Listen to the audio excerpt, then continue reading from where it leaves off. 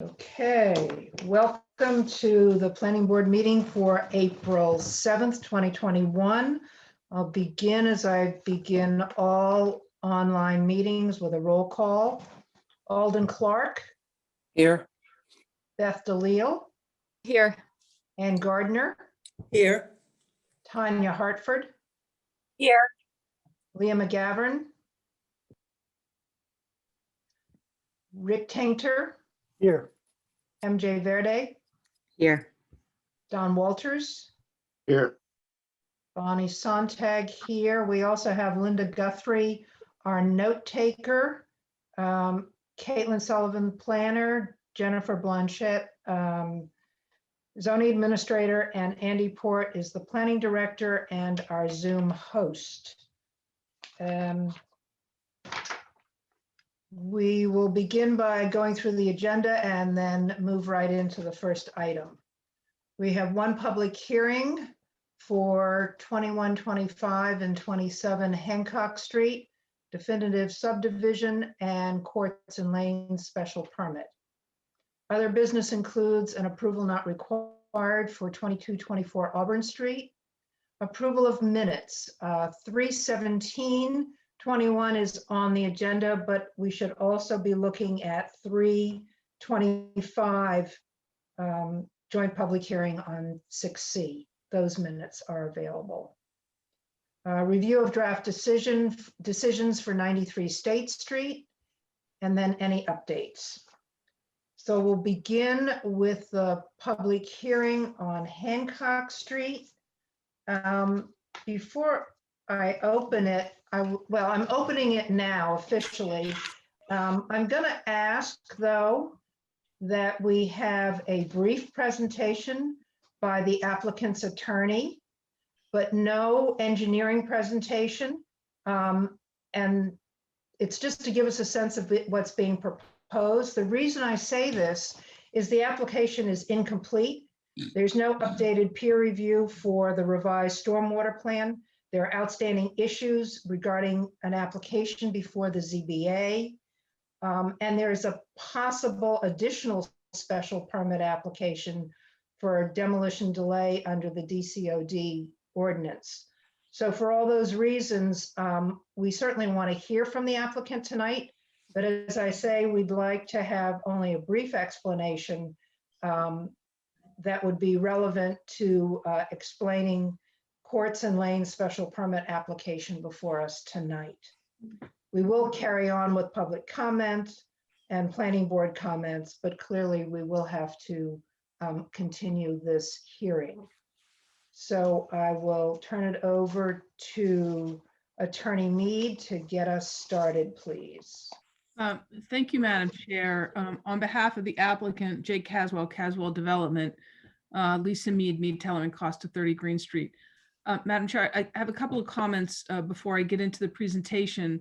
One, due to the nature of the Zoom, you commence calling roll prior to everybody being allowed in. And therefore, by my book, there are 3 people present from the planning board, which I suspect is not the case. So I was wondering if you could repeat for me the members of the planning board that are present for my records. All but Leah McGavern, unless she's since joined. Okay. But everyone else answered here. Thank you. So the attendees don't get let in all at the same time, and you commence calling roll prior to all of us being let in. And so I just couldn't hear who was here. So I appreciate that recap. Okay. Thank you. The second thing is, I will make a brief presentation, but the applicant is here along with the architect and engineer. And there's a couple of things. I think there's going to be a number of public comments related to the treatment of stormwater.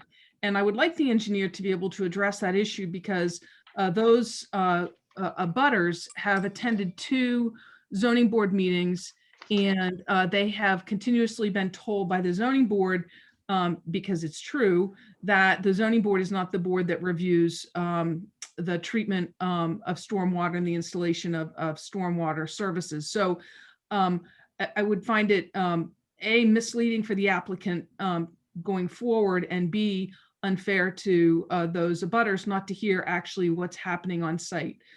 Secondly, Can I stop you on that one and respond? sure. I knew that was an issue. And when we planned for this meeting, we realized that we would hear those comments. The problem for us is that we end up going through all of that material all over again, or it could be drastically changed if the application changes. So I was trying to be efficient with everybody's time and explain to the public, members of the public, before the public comment began, exactly what you just said. But if you really want to go through it, we'll let you do that. I appreciate that. And I think the reason is this, is that and at the beginning of my presentation, I have noted here to talk to the board about this process. And the reason is this, we have been in front of the zoning board for 2 hearings. For the property at 21 to 25 Hancock, the relief needed at the zoning board is for a use special permit for a 2-family. That's it. A use special permit for a 2-family. The relief needed from the zoning board at 27 Hancock Street, the applicant was originally advised by the zoning code enforcement officer, consistent with her prior interpretations of the DCOD, that we did not need a DCOD special permit, and that we merely needed a special permit for nonconformities and a special permit for a 2-family use. After the second hearing in front of the zoning board, there was an opinion rendered by the city solicitor that in fact, and then later followed by a new determination by the zoning code enforcement officer, that in fact, if the current design were to stay in place, that for 27 Hancock Street, that the applicant would need a DCOD special permit, in addition to a special permit for nonconformities and a special permit for use. The planning board has said, but not voted, and if Andy and Caitlin are on here, they were at the meeting, so I'm not representing something that's not true, that they would support the 2-family use on both lots if the planning board were to find affirmatively on the special permit for court and lane and subdivision approval. And so we are caught in the midst of nobody wanting to go first, but somebody has to go first. And technically, the zoning board is correct that if in fact the planning board were to determine that a 2-family at the court and lane or subdivision were not to be approved, then they could not approve a 2-family use because of insufficient frontage. And so our goal tonight is to hear from the planning board their position on that. We understand that the revised stormwater report was issued late today, and we don't have Phil's final comment on that, but I will let Steve comment as to the substance of those changes. You have within your packet multiple sign-offs from various departments in the city of Newburyport, which I'm going to review in a little while, affirmatively signing off on this application. And so I would hope that after we're able to answer any questions that the planning board might have, or that the planning board hears relevant from the abutters, that we would be able to have a sense from the planning board so that the zoning board would be able to act in accordance with their requirements, at least on 27 Hancock Street and potentially, on 21 to 25 Hancock Street and potentially on 27 as to use, not necessarily as to the special permit for nonconformities.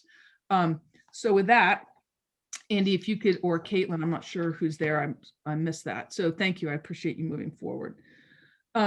So Caswell Development is the purchaser of both 27 Hancock and 21 to 25 Hancock and is the applicant before the board. As you know, we propose to construct, or Caswell proposes to construct a court, which actually is on a road called Levitt Court, which has been in existence since the layout in 1916, which you will see shortly. Because we are it was never actually formally accepted as a street or properly laid out under the subdivision control law. In order to use it as frontage, we're here for the court and lane special permit and the subdivision approval. 21 Hancock Street, if you can go to the next slide. 21 to 25 Hancock Street, existing conditions include a pre-existing non-conforming use and structure, which is used for industrial services. I know members of the planning board are very active on the rail trails, and I'm sure all of you have seen this property. It is very hard to miss. The structure was constructed in around 1929 and is listed as an intrusion in the district on the district data sheets. 21 Hancock abuts the city rail trail system in the south end, is overgrown and worn beyond its years, and certainly out of place in the residential area. There is no formal drainage on that property, or quite frankly, on 27 Hancock Street at this time. The applicant proposes to remove the structure in its entirety and in place thereof construct a two-family home which meets all of the dimensional requirements of the City of Newburyport zoning ordinance. 21 Hancock includes 16,220 square feet of area and 267.28 feet of frontage on Hancock Street and Levitt Court. Without that, it includes 96.52 feet of frontage on Hancock Street. 27 Hancock, there's an existing condition including a single family home towards the middle of the lot. Currently, the proposal is to construct a two-family home on that property as well. The lot will meet all the dimensional requirements. The only issue is there's a pre-existing setback on Levitt Court of the existing structure, which under the current proposal would be improved. However, that will have to be changed. 27 Hancock includes 16,400 square feet of area and 267.40 feet of frontage on Hancock Street and Levitt Court. It includes 95.96 feet of frontage on Hancock Street itself. Both lots meet the requirements more than meet the requirements for a by right construction of single family homes on each lot with or without the approval of Levitt Court. As you can see by the staff report, which you've been provided, and as Eileen will review, the applicant has also incorporated all of the city's requests regarding improvement on city property along the rail trail, which are extensive. There remain a few minor issues related to Phil's closeout of his report, and Steve can address those also. So at this time, if you could go to the next plan, please. So this is the original layout plan from the Registry of Deeds. And you can see there's Levitt Court, and that it was actually laid out as a subdivision, but never constructed as that. So I'm going to turn it over to Steve at this time. Good evening, Steve Sawyer with Design Consultants, Inc. So I guess if we can skip down probably to a couple, drop another. So here's this is the existing conditions. So currently, there's a large area of pavement in front of the commercial building at the rear of the lot, and along with the driveway for 27. The site currently is 43%. I think 43% impervious, and with all the stormwater flowing off to the rear of the property, it slopes from Hancock Street back to the rear. So currently all the stormwater flows off unchecked to the rear. Some of the stormwater flows more to the left towards the rail trail, and then there's a smaller portion that flows to the right. There's a sort of a low area at the back right corner. So that's how the existing drainage patterns operate today. So here's a layout plan is currently proposed. We have we have the Levitt Court improvement, which would be 20 feet wide of pavement. We'd have 3 driveways off the new court with a detached garage I believe it's on the left lot. The driveway access for the front unit to the right would be a side loaded garage off of Hancock Street. The left lot fully complies with the zoning setbacks, front yard and front side and rear. On the right, it complies in the fact where there's no increase in the sides and rear all meet the zoning requirement of setback, and the front setback on Levitt Court is slightly greater than exists today. So it's basically a, not increasing the nonconformity there. So there'd be a enhanced driveway cut on Hancock Street.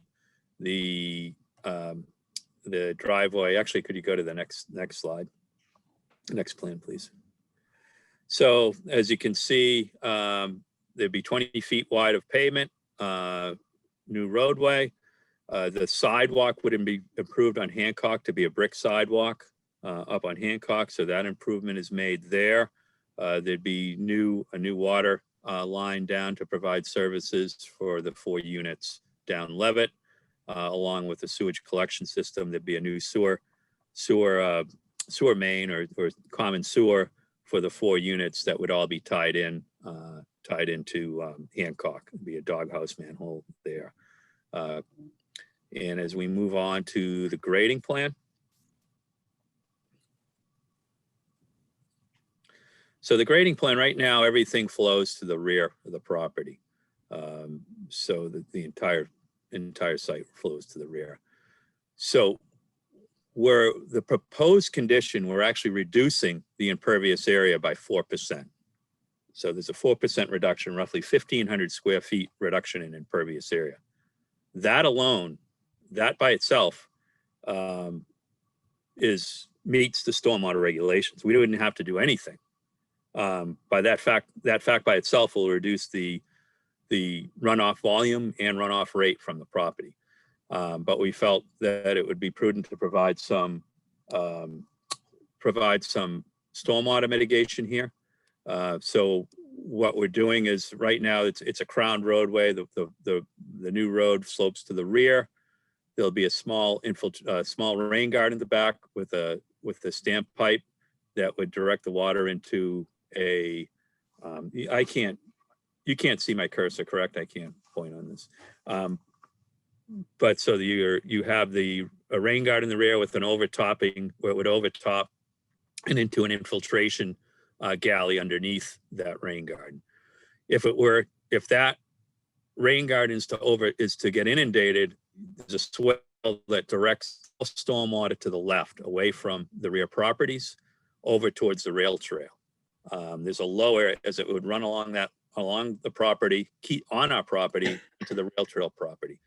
Now, the amount of water that runs from our property, that was the original design point. Everything eventually made it to that low area. Granted, some of it went across the back back property line first, but we're maintaining all flow directly to that low area. We're basically reducing the amount of water, volume and rate off our property from up to 50% for the smallest storms, for a 2-year storm, to about, I believe, 10% for the 100-year event. So after, walking down, there's a head wall, actually on that very left edge, there is a head wall there with a pipe where any excess stormwater is piped into the rail trail drainage system. And there's an inlet head wall there that where the stormwater would flow during extreme events. And the amount of water we're directing to that pipe is reduced, as I said, anywhere from 50 to 10% during all storm events. So we're improving the situation as far as stormwater here. On the right side of the property, we're providing a small, there's an existing, the new driveway off of Hancock. The water will flow down that driveway. There'll be a small dry well at the back corner, at that back left corner, where the stormwater is directed from right to left, away from the abutting property to the right, into that infiltration, or into that dry well. Then also there'll be one set of infiltration galleys that would be tied into the roof. And so with that, the second design point off to the back right of the property, we're similarly reducing stormwater anywhere from, around 50% to 10%, depending on the stormwater, depending on the storm event. So in all cases, we're reducing, providing, modest to substantial reductions in stormwater from the property, which would be a benefit to the surrounding lots. As far as the comments from Phil, they're minor in nature. It's more the modeling of the, you just had questions regarding the stormwater model. It really didn't, it was regarding how he modeled the infiltration galley underneath the rain garden, which, to give it a sense of idea, the maximum outflow of that galley is only 0.02 CFS, which is really, it's de minimis. And so it's really in the modeling, just fixing the model. It's not going to change. There'll be no change to the design. The design, as we have it designed, there'll be no change in the outcome of the model. It's just the semantics of how the model of the, the input into the HydroCAD model. So that basically covers the stormwater in a nutshell. I tried to keep it brief. Thank you, Steve. I just want to point out as a kind of a start, if Caitlin, if you went towards the end of this presentation, I'm not sure exactly what slide it is, but there's an existing, there's a plan that shows all of the impervious on the existing site. It's close to the, there we go. So right now, that's the plan that shows all of the existing impervious on the site. And you can tell just from the comparison of site plans how that will be reduced. So if you could go back up to slide 9, please.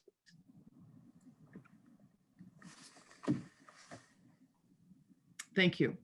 So as I said earlier, the city, and particularly led through Jordy Vining, has asked for a number of improvements to occur to city property. So first, I might add that in conformance with the streets and sidewalks ordinance, the applicant will be removing 2 dead trees, pretty significant dead trees, which the neighborhood is happy about, on Hancock Street, located in front of 27 Hancock Street. The applicant originally was going to replace the sidewalk, as they're permitted to do, with cement, but the neighbors requested that it be brick. And so the applicant is going to be bricking the entire area in front of the frontage for the sidewalk.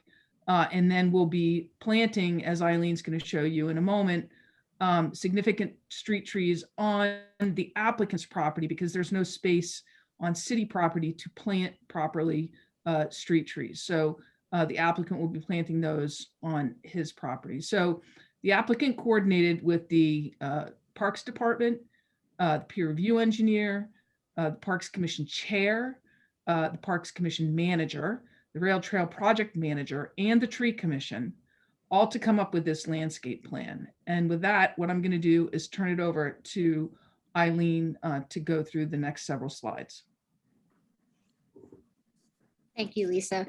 And thank you, Madam Chair, members of the board.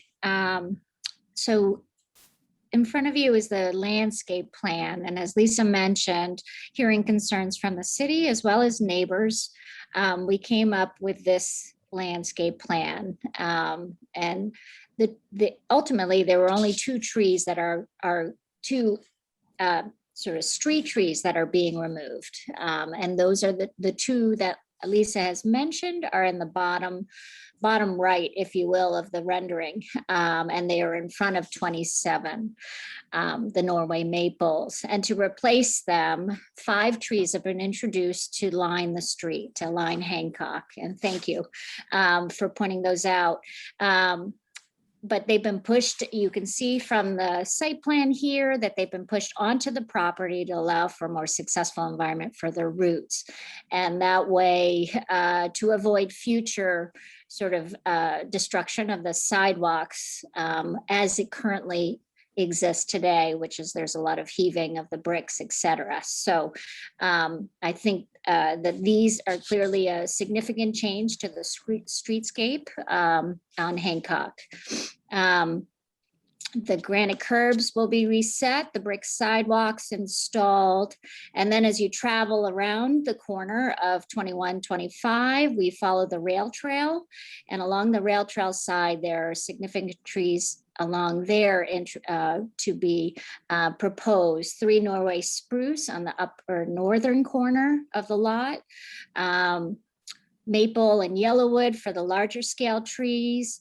On the lower level of plantings, it includes rhodies, winterberry, and viburnum, and planted in an arrangement that creates a double layer of plantings. There are some existing trees, as Jordy has noted in his communication, that we have noted on this plan. This is an updated landscape plan, and we will work our designs around those existing trees that were planted during the improvements of the rail trail.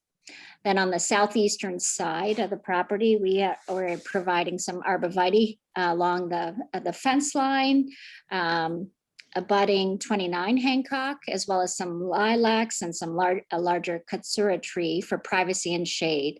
And along the property line, some boxwoods and holly to separate the adjacent driveways. So that's the updates on the landscape plan. But if we could switch, actually, thank you, this is an elevation for 27 Hancock. So that's the right side of the site plan as we were just looking at. So this current design represents a duplex that incorporates the existing structure as best seen in that bottom drawing right in the middle. Thank you. These drawings in front of you, as Lisa mentioned, we're aware that this as designed would require a visit with the Historic Commission for the discussion on the approval of this proposed attachment. But while this structure is contributing due to its age, its orientation on the lot is rather curious in the sense that it doesn't address Hancock, and as in orientation as well as proximity, and appears to have always oriented towards the court. So with that, I'll note that it's curious, location was one thing, but we did use that original structure as sort of the launching point to what we thought the design of these property should be. It's got a simple gable and simple in form, 1.5 story in height, which is a scale that's evident on other structures on the block. As you will see on the exterior elevations, the design is a collection of gables, similar, and with various dormers along the roof line, and that helps to break up the massing on that upper level.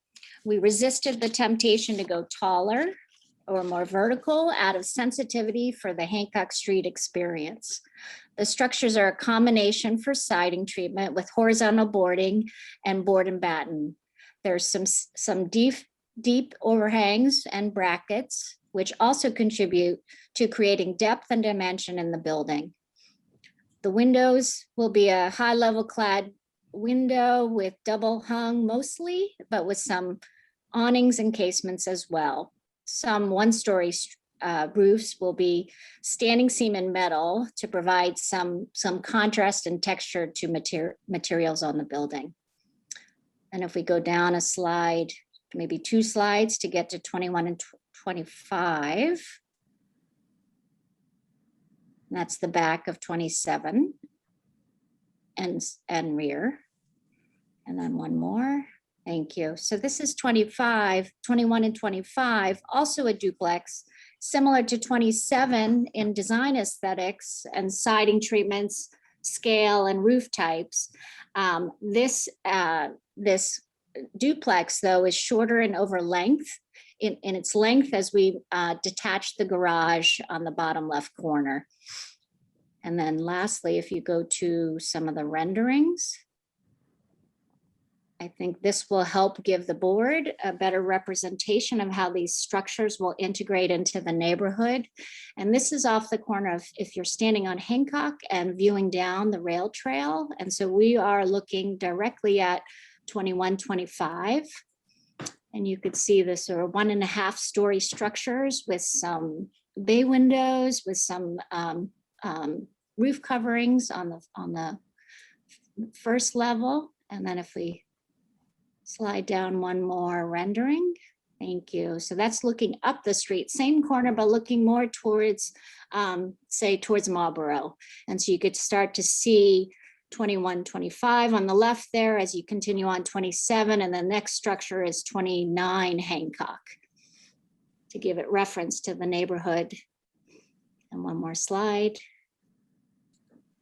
This is from the rail trail looking up, a little bit elevated in its view to try to give a little bit more viewpoint to the architecture behind. But you could see the infill of plantings proposed along the rail trail, and see glimmers of 27 in the back left corner there. And then on the next slide, this view is from the Hancock Street side. Across the street is with your back, well, the primary view is to 27, and looking down the court a little bit, you could see more of 21 and 25. Again, the plantings of the trees that will line Hancock, and what we view as sort of filling in the void that currently exists on that block by filling in this missing tooth, if you will, and by adding these residences in the textures and the plantings, we feel that this will help improve the experience from Hancock Street as well as the rail trail. And with that, I'll pass it back to Lisa. Thank you very much, Eileen. So what we're here for is a special permit for Court Lane, and then the subdivision approval. Under sections 23 of the zoning ordinance, the board has authorization to issue a special permit for Court Lane. And I'm going to go through those criteria. The Court Lane shall not be used to satisfy zoning frontage except with an approved subdivision. We've applied for the approved subdivision simultaneously. The court shall serve no more than 2 dwelling units or lots, and the lane shall serve no more than 4. And we've applied for a lane, and we've sought some waivers. As you know, Levitt Court will service 3 of the 4 dwelling units. One of the dwelling units is going to be serviced off of Hancock Street. The quarter lane shall access the property over the frontage of at least one of the lots being served. The access is provided over the frontage of 21 to 25 Hancock Street. Indeed, Levitt Court was originally laid out within the lot lines of 21 to 25 Hancock. The owners of the properties to be accessed will provide evidence that they have a right to do that. And in fact, both deeds already and have historically since 1916 included the right to use Levitt Court. Unless approved with a definitive subdivision, the court, again, it says shall not be used to satisfy frontage. And of course, we have applied for that subdivision. The city of Newburyport shall not assume any responsibility for the quarter lane. Indeed, the applicant is proposing this will be a private street and will be maintained as part of a joint condominium association responsibilities. The lot and unit owners will provide access by the quarter lane, having an exclusive right to access or use the portion, such as the spur accessing one lot or unit. The applicant will maintain Levitt Court as part of a joint condominium association and will have those responsibilities. Both 21 to 25 and 27 currently have deeded rights to Levitt Court, as I noted earlier, and they have since 1916. The lot and or unit owners provided access shall be jointly and severally responsible for their repair, maintenance, upkeep. And of course, as I noted earlier, that would be the case. Then the court shall not become a private or public way maintained by the city, nor receive city services. And the owners know that and will have control and responsibility for it. And that a covenant will be entered into by the owners and developers in form acceptable to the city, prohibiting the issuance of any occupancy permits until the court or lane has been properly improved according to the plans. And of course, the applicant would comply with that requirement. In addition, the applicant's required to comply with the special permit criteria in section 10H7 of the ordinance, which I'll briefly run through. Number 1 is that the use requested is allowed in the table of use regulations. Here, the property is located in the R2. The use requested is allowed by special permit in the regulations or in the ordinance. The requested use is essential or desirable to the public convenience or welfare. Again, the ordinance provides that a quarter lane may be allowed by special permit in the R2 district. Therefore, the city has determined by its very allowance that it would be desirable if it meets the criteria. This portion of the R2 district is one of the more dense districts, having once been the R3 district. Currently, the property includes an industrial and commercial use together with a single family home, both with access off of Levitt Court. Indeed, 27 Hancock uses Levitt Court currently to access the house. This condition will not change for the units at 27, except for one will be accessed off of Hancock Street. Given the location of 21 to 25 Hancock, the removal of this non-conforming use and building is desirable, and further, given that the court already exists, it's desirable to improve it to provide proper access to the lots. Further, it's desirable and in the best interest of the city to improve the property which abuts the city rail trail. The property stands out as a less than desirable abutter to the rail trail and is overgrown and unkempt. The improvement is consistent with the density in the neighborhood, actually is far better than that in the neighborhood, and will not be an outlier any longer. Number 3, that the requested use will not create undue traffic congestion or unduly impair pedestrian safety. Here, the formalization of Levitt Court will actually improve the traffic and pedestrian situation. The property at 21 to 25 Hancock is currently used to service vehicles and other commercial trucks, which are entirely inconsistent with the neighborhood fabric of the residential neighborhood. Formalizing Levitt Court and creating two-family homes will be consistent with the surrounding uses and improve the traffic situation. No undue traffic congestion will be created, and pedestrian safety will be improved by having all residential traffic in the neighborhood. There's a sidewalk which runs along Hancock, which is going to be improved. Additionally, the rail trail is less than 150 feet away from the property and immediately adjacent to 21 to 25. The requested use will not overload any public water, drainage, or sewer system or other municipal systems. Here, the proper construction of Levitt Court will actually improve the stormwater runoff in the area, as Steve noted. The topography descends from Hancock Street to the rear of the lot. And so now, as Steve noted, all the stormwater runs to the back lot to the corner, and that will be reduced and treated on site. Similarly, the lots are lower than the rail trail. With the improvements proposed, the stormwater will properly be drained and treated. Further, as a result, the public systems will not be overloaded, and nothing about the increased use of water and sewer on site will pose a hazard to public health or safety. Are there any special regulations for use? And the answer is no, there are no special regulations for use other than the requirements of court or lane, which we've talked about. The requested use will not impair the integrity or character of the district or adjoining districts, nor be detrimental to health or welfare. Here, the formalization of Levitt Court and the removal of the non-conforming industrial use and reclamation of the property at 21 to 25 is consistent with the zoning district and the integrity and character of the neighborhood. Hancock Street currently includes a mixture of single, 2, and multifamily homes. 1 to 1.5 Hancock, 11 Hancock, 6 Hancock, 10 Hancock, 28 Hancock directly across the street are all 2-family homes. The corner of Madison Hancock is a multifamily home. Otherwise, there are single-family homes and a club at the end of the street on the easterly side. Indeed, this will be one of the least dense lots in the neighborhood, even with the 2-family use. It is likely the only set of lots that actually meet the dimensional requirements of the ordinance in the neighborhood.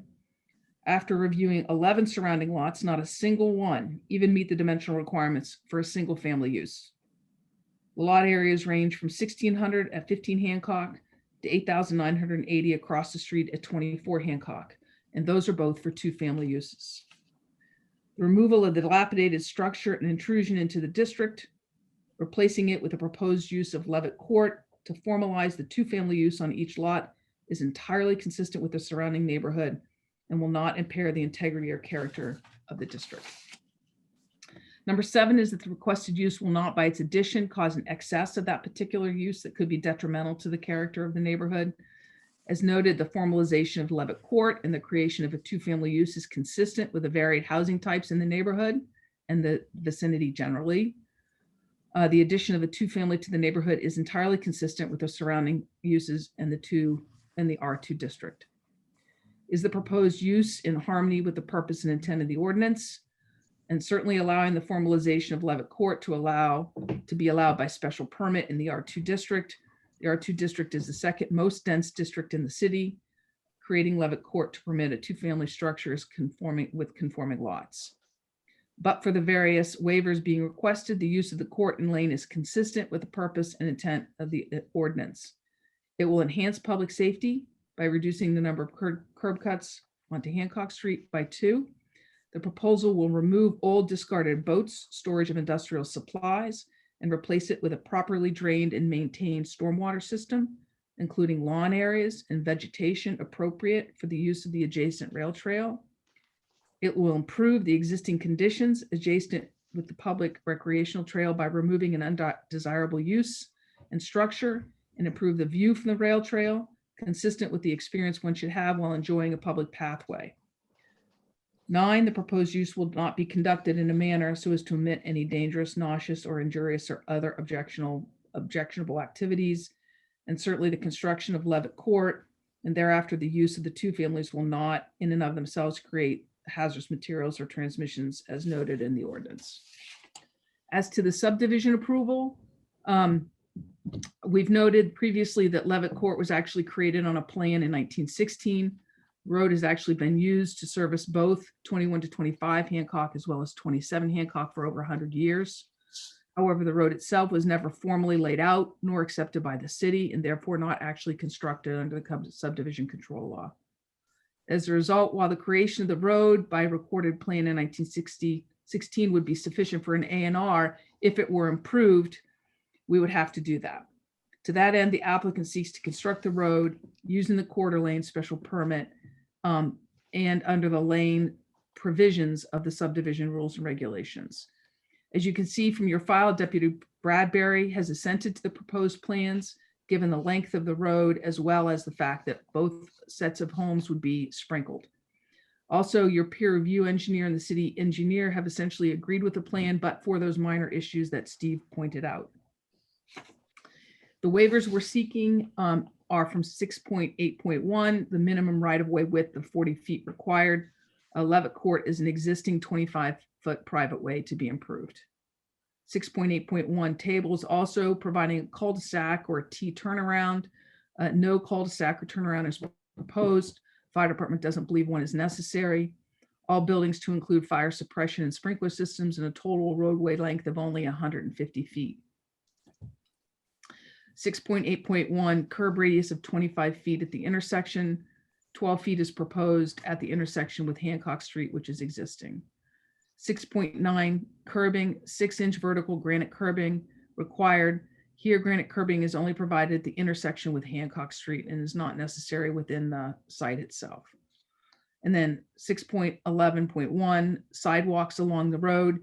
Here, sidewalks are required on one side of the road and no sidewalks are proposed. Given the length of the road and the layout of the proposal and the fact that the applicant is improving the sidewalks at Hancock Street, we're asking for a waiver from that particular provision. So Madam Chair, with that, I would like to turn it over to the board and to the public as you wish to understand where the board stands on this approval. Thank you very much. I will first go to the public and ask individuals who would like to speak to raise their hand, and they will be let in for their comment. Please state your name, your address, and limit your comment to 2 minutes. Alden, are you still willing to do the timing on this? Yes, that's fine. Thank you very much. All right, Andy, I'll let you let individuals in as they raise their hands, please.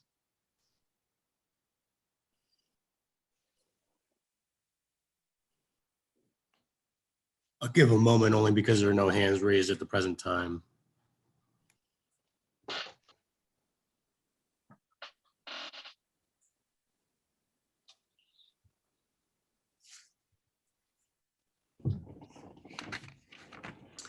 We have a raised hand from Kim Quint. And Kim, you'll need to unmute on your end as There well. we go. Yeah, thank you. Again, this is Kim Quint's iPhone, and I'm her partner at 70 Purchase Street, Rob Jorgensen. Hi, all. Again, we're the abutters at 70 Purchase Street, and all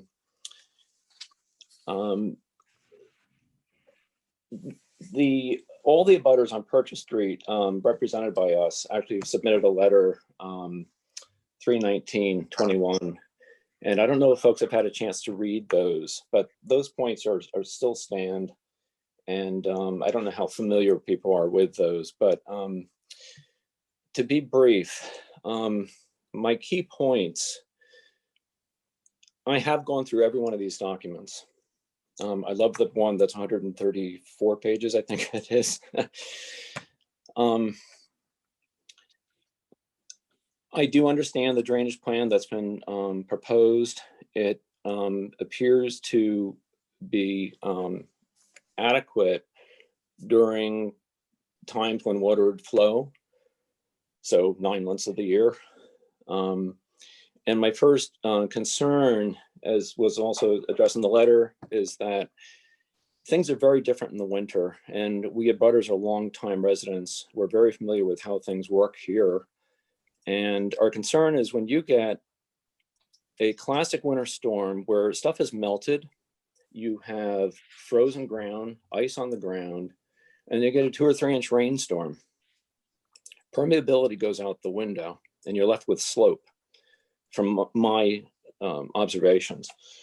So I'd like to hear that issue addressed specifically. And is that part of the purview of a stormwater management plan to deal with the oddities of winter conditions?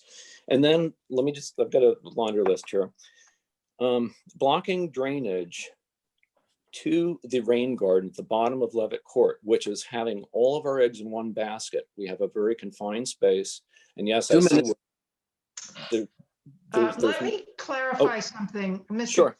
Are you the only one speaking on behalf of all of your neighbors, or is this just? No, one at this person?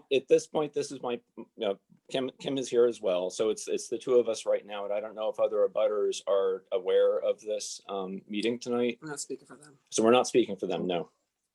Well, then you're limited to 2 minutes. I'm sorry, your 2 minutes is up. Okay, thank you.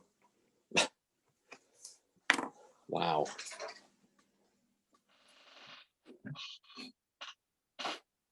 Excuse me, the person who is speaking, did you provide all those comments in writing for our record?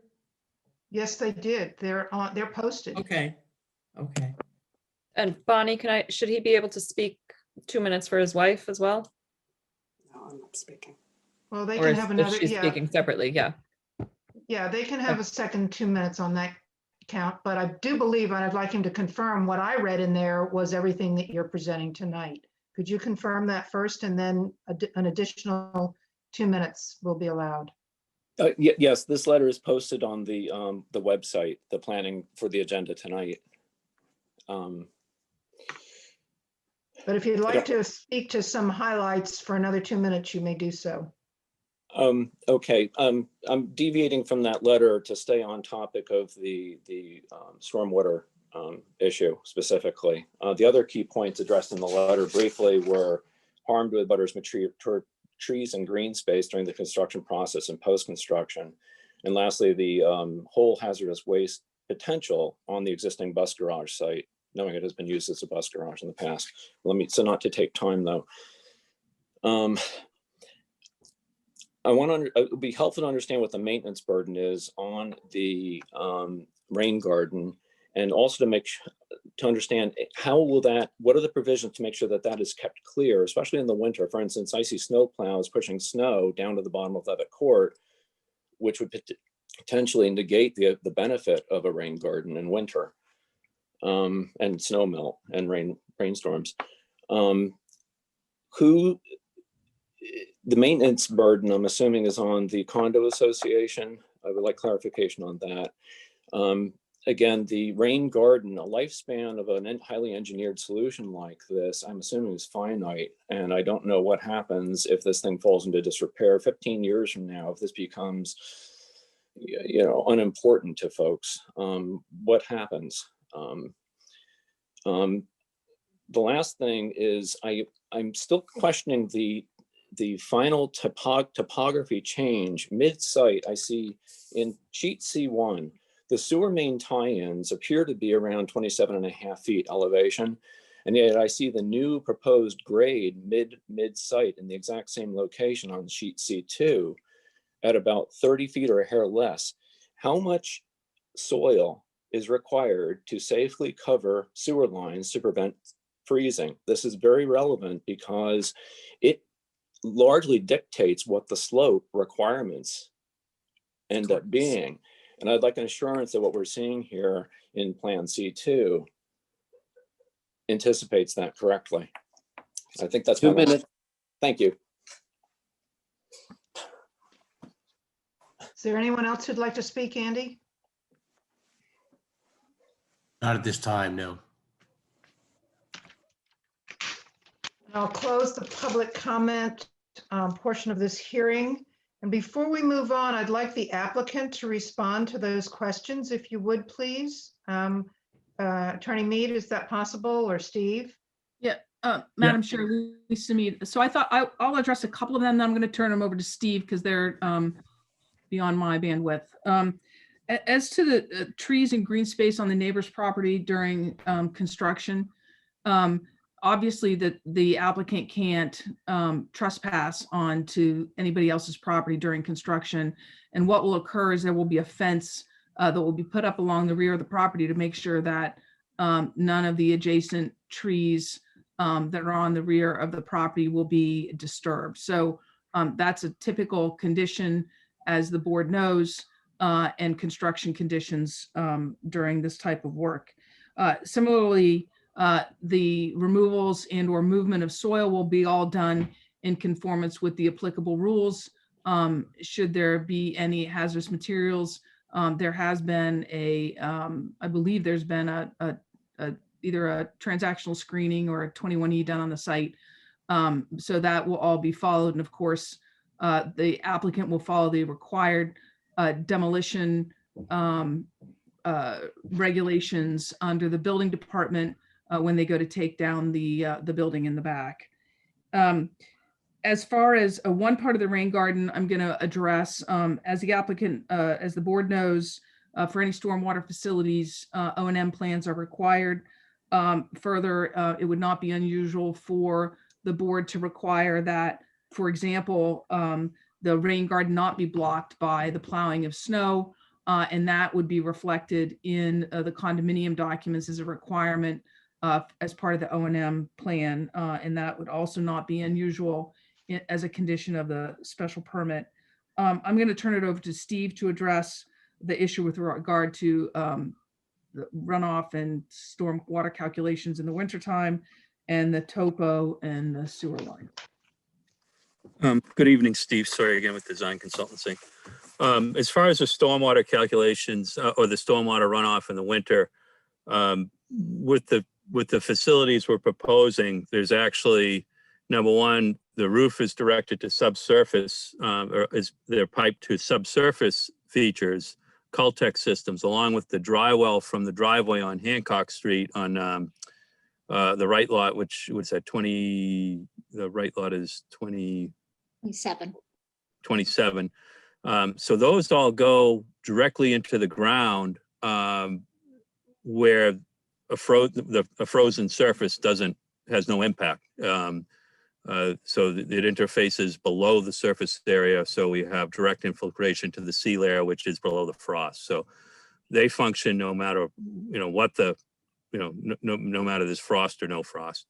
As far as a rain garden, similarly, that if that overtops, there's actually a standpipe that directs runoff down to below the surface, below the grade, down to the sea layer, where the bottom is over 3 feet below grade. So once again, you have water directed below the frost layer. So this is a vast improvement than where there's nothing today. So any frozen ground. If you have low points in your ground that's frozen, yeah, you're gonna have ponding. Of course, you're gonna have ponding. But we can't control properties off, areas off our property. And as far as the runoff, even if any runoff now is directed to that low area along the rail trail where there's a headwall pipe that directs the water underground. So we've taken into account, typically I do take into account freezing conditions with my stormwater design. And as far as longevity, I've designed numerous systems around the city. Actually, I did Toomey Drive, very similar systems on Toomey Drive. And that's it. I don't know, it's been 5 or 6 years, I'm not sure. And those are all still functioning great. And similar systems at Avita, which are now probably, I'm not sure how old, probably over 10 years old now. It's been a while. And those operate as they were installed. So with proper maintenance, the longevity of these systems should be is not an issue. So we've taken all of those concerns into the consideration of the stormwater design. And also Phil would have brought those up in his peer review if there were issues, some sort of issues regarding snow or the freezing impacts. And as Steve, far as the sewer, this is it's private sewer, it's not public sewer. Title V sort of dictates sewer services. You're only required to have 9 inches of cover on a sewer system. They're gravity systems. They're gravity, so they basically drain dry. So it's not like it's not like a water pipe where it's full with water 100% of the time, where you have to place it below the frost level. So there's your answer there. Lisa, Attorney Mead, did you want to say something else? No, that was it. I just wanted to make sure the sewer line was addressed. Thank you. Great. Okay, fine. So thank you for those clarifying comments. Back to the planning board. I'd like to hear from each member, and please comment on what you've heard tonight. I just want to give all of us a reminder. We've been working with special permits recently that have to do with architectural design and details. That is not what we're looking at tonight. We are looking at a special permit for courts and lanes, as was detailed by Attorney Mead, and the accompanying subdivision approval. So please comment accordingly, and I'd like to hear from everyone. Who would like to go first? I can go first. Go ahead. So in terms of the courts and lanes, I think this makes sense in terms of the waivers that are requested to have limited impact on the neighborhood from this small development. I do have some questions about what we're actually approving here. And forgive me for not understanding this at this point.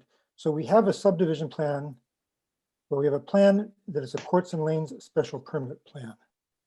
And that's what the plan is titled. So I guess what I'm wondering is how much of this plan is subject to our approval?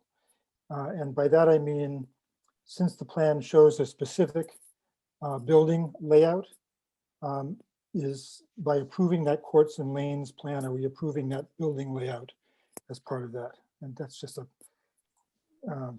complexity, I guess. And how does this relate to the subdivision plan? Yeah, so we know that the Zoning Board of Appeals is looking at the architecture of the homes, and there was some discussion at their meeting, I think, is of the size of the structures and whether or not the massing could be reduced or modified in some way. That's the area of the project that they are essentially looking at. They obviously were looking at the landscape piece was brought up as well. And then, of course, as it was mentioned earlier, the question of whether the demolition control overlay district would also compel them to have a hearing on that aspect of the project as well for the portion of the building at 27 on the right side that's in there. The planning board's area of review on this is really about the access. The special permit is really about the access to these lots. Essentially, it's not your large roadway. It's a reduced sort of shared driveway, essentially, between these homes. So, we obviously have to hear from Phil Christensen, as is typical, about stormwater and look at those issues. You'd want to take a look at the infrastructure that's proposed here, including the sidewalk connections and curbing and so forth. Obviously confirm with the fire department, as they have, that they're fine with the access. But that's the major component of the board's review under the Courts and Lanes special permit. Whether or not there's other permits that are applied for and needed here, for instance, a 6C permit or things like that, that would have a different area of scope for review. So just to follow up on that, Andy, I guess my question really is, if, and I understand that the recommendation is to postpone this application until we hear from Phil about the stormwater issue, but if we were to approve a plan like this, would it be assuming, and then the zoning board approves something different?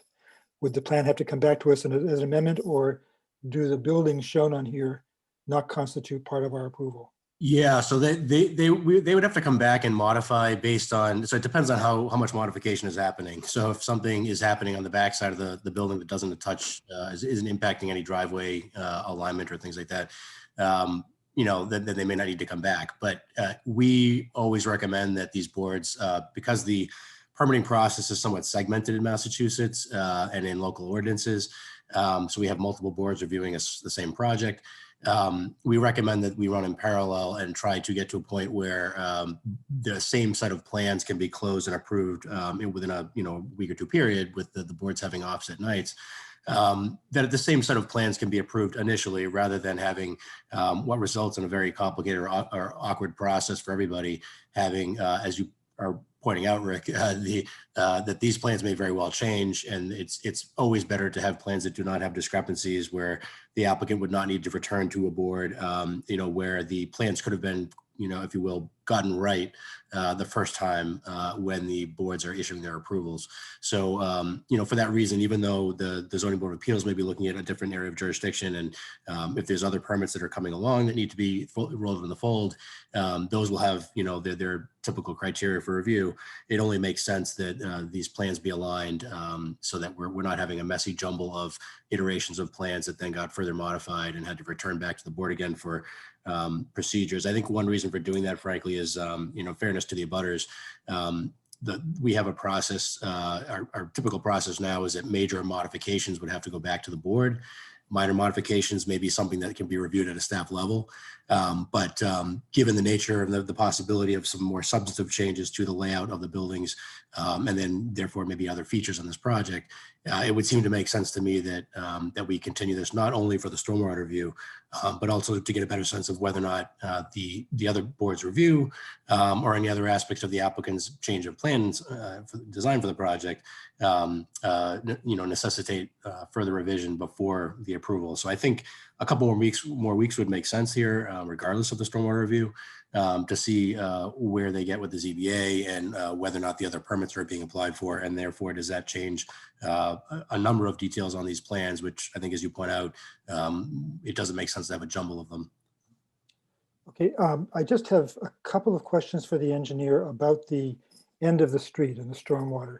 And I guess the thing that occurs to me, hearing the concerns about from the neighbors about perhaps icing up and melting and so forth, and stormwater going across the property line, was it considered possibly at any point to shift the rain garden to the left, essentially, to maybe super elevate or change the elevation, get rid of the crown in the road at the very end of the road, and have the rain garden more off center, so that you're already directing water away from the property line before you hit the rain garden? That was just I don't know whether that's possible or not. It just seems like it might be better to get the water headed in that direction before you start capturing it. That was just a question. And then an observation that, assuming that you come back with a revised set of plans at some point, I just noted that all the references on C2, or most of the references on C2 to the detail plan on D1 are incorrect. They're off by one number. So I think it probably happened. You probably changed some of the details on D1 and didn't go back and correct them on C2. So that plan should be brought into conformance. Why don't we just go ahead and have Steve answer your question right now, and we'll do that as we've done in the past on other applications. When there are questions, just have them answered directly. So, Steve, could you respond to Yeah. Rick's Yeah, Rick. question? Yeah, sure, Rick. Yeah, so that is, we could super elevate. That's actually not a bad idea. You could super elevate the road and direct the water to the left gutter line, and then sort of skew the rain garden to the left. This is actually, the way we have it laid out now is very similar to what was done on Toomey Drive. It's at the very end of the road, and to date there's been no issue with snow maintenance. But I'll look at that. That's something I'll depending, what ends up happening is you just have to provide there'd be an easement on there'd have to be an easement on that property in that back corner. But as far as, I'd have to check with my client to see if he'd be okay with the rain garden being set on that corner of the property and with an easement versus at the end of the road. Wouldn't you need an easement anyway for the swale? Yeah, it'd actually just be grading. It's going to look like grass. It'll look like grass. It'll just be a very subtle lawn or grass swale. So it'll look like it'll appear as lawn. But yeah, there will be an easement to maintain that grading and not fill it in. Great, thank you. Yeah, you're welcome. But yeah, that's a good point. I'll take a look at that. Are you done, Rick? Oh, I am. Yes, thank you. Okay. While you have this up, I'm going to ask one of my questions right now with this image. It says the Leverett Courtwood is 20-foot wide paved private road, but I see the waiver is for 25 feet. And yet I heard Steve earlier talk about 20 feet, and then I looked at C1 and it says 20 feet. So what are we talking about? Because this is very relevant to the Court and Lane special permit. So Bonnie, the actual right of way, that when the waiver is for the right of way width, not the pavement width. Ah, okay. Yeah. So the right of way is the 25 and the pavement is 20. Correct. Makes sense. Okay, I'm gonna shut up and let somebody else talk. I'll go, Bonnie. Ooh, Sorry, this is all right, Leah. write it out. Leah, I'm go not for a it. direct abutter, but I do live on the corner of Madison and Hancock in the multifamily currently. And so I'm very familiar with this. I don't think I need to recuse myself if I'm not a direct abutter. I think, but anyway, I'm very familiar with this property, and I don't object. I have no objections to the project as a whole. I think it's actually a fairly good and appropriate solution for the property. The only thing that sort of bothers me is that that this will become a private street, or this will be a private street. I can't think of any, I'm sure there are, well, there might be one or two, but very few private streets in the neighborhood. And I just have an image of kids playing on the street, and the play takes them down into this private road, and they can actually be told that they have to leave. And for me, that's just very un-South End-like. I don't know that there's much that we can do about that. And I think I just bring it up as an issue for me. That's it. Yep. This is Ann. Actually, when I reviewed this project, I was very excited about all of it. I too walked the rail trail down there, and this is going to be so much more pleasant. I really like the idea of two families in that neighborhood. So, pending Phil's final review, I just feel very positively about this project. Great. I can go next. It's MJ. Mhm. If you're done, Ann, sorry. Yes, thank you, MJ. Okay. I guess I feel similar. I mean, that this site has just been such an eyesore and an awful bit of the South End, and to see it have 4, homes added is significant, and I commend the developer for that and filling it in a nice way. I have only two comments. One is it's impossible to control a plow person by not putting snow at the end of that driveway. So I'd like to see Steve or Mr. Sawyer, try to resolve that issue, because you can't talk to the plow people. They just do what they do it for in the morning, and no one's going to stop them from filling that up at the end of the drive and having that all run onto the Purchase Street abutter's property. So I feel strongly about that. And my other comment, I'm not really sure if it's significant or not, but as I went and looked at the mind maps of the area, and these houses are set back off of Hancock in almost like a suburban way, with a lot of lawn in the front, so different than any other houses around it. And that's just a planning issue that I think in that sense they don't fit in the south end as well. And it really just has to do with the Hancock Street relationship to the face of the houses. But I mean, they conform to all those setbacks, and that's really not what we're supposed to be reviewing, but that's just my comment. If, Madam Chair, could I just address that? This is Lisa. Yes. So MJ, we couldn't agree with you more about the locations of the houses off of Hancock. But these properties, of course, have two front yards, both Levitt and Hancock. The exception for being able to move the frontage closer wouldn't apply here because of the setbacks on either side. So we're complying with the setbacks. It's something that in the city's long, arduous path of rewriting the zoning, they certainly ought to look at. But you can see we're right at the setbacks, 25.5, 25.6. So that's where we are. And we tried to, that's why Eileen pointed out the front doors and the scale and the way the house fits on the site to the best of her ability.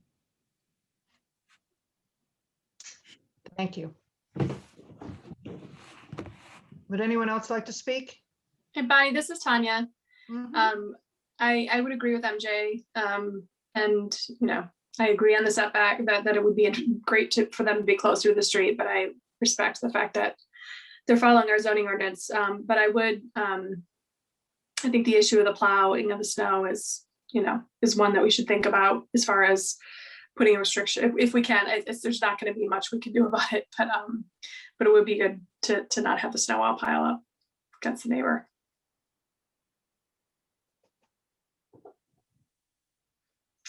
Okay. And this is Beth. I'll go ahead. If Mhm.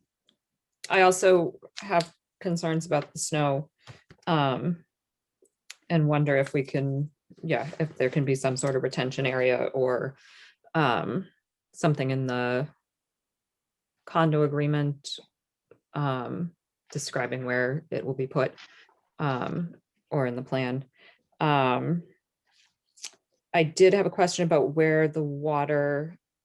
way the water flows from the behind 27 towards Purchase Street. The grading I wasn't clear on, and which way that water flows. And then I did wonder, Lisa, you had mentioned that you thought there was some sort of environmental review. I'm just wondering if that's been made available for review to either the neighbors or the city, or it could be made available to us, or if you at least can, summarize what the results were, given the industrial history. Yeah, of I the can't. site. Sure. I can't. It's a private document. It's between the owner and the seller. What I can tell you is that if it's required, whatever's required to do the demolition and work on the site, the applicant will conform with that. Obviously, it's for residential use. The post use is residential use. So, there's no requirement to do anything on it. So I don't have it, and it's certainly not part of your review. So that's all I can tell you about it. Okay. Do you need Beth, you want another comment from Steve on the Yeah, grading at the rear? Yeah, let's hear from Steve. If you Chair, can could I- say it a little differently. Chair, Yeah, this is, I can respond to that. No problem. Okay. So as far as behind 27, it's actually along the back, the Purchase Street. There's somewhat of a berm along that fence line. So it's very flat in the backyard. We're actually not changing the grading around that perimeter. So in stormwater, you kind of, what happens is you have design points. So really, there's a design point that's sort of behind, it's behind the concrete building. And then the second design point is over in that back right corner, sort of the east, what is that, southeasterly property line here.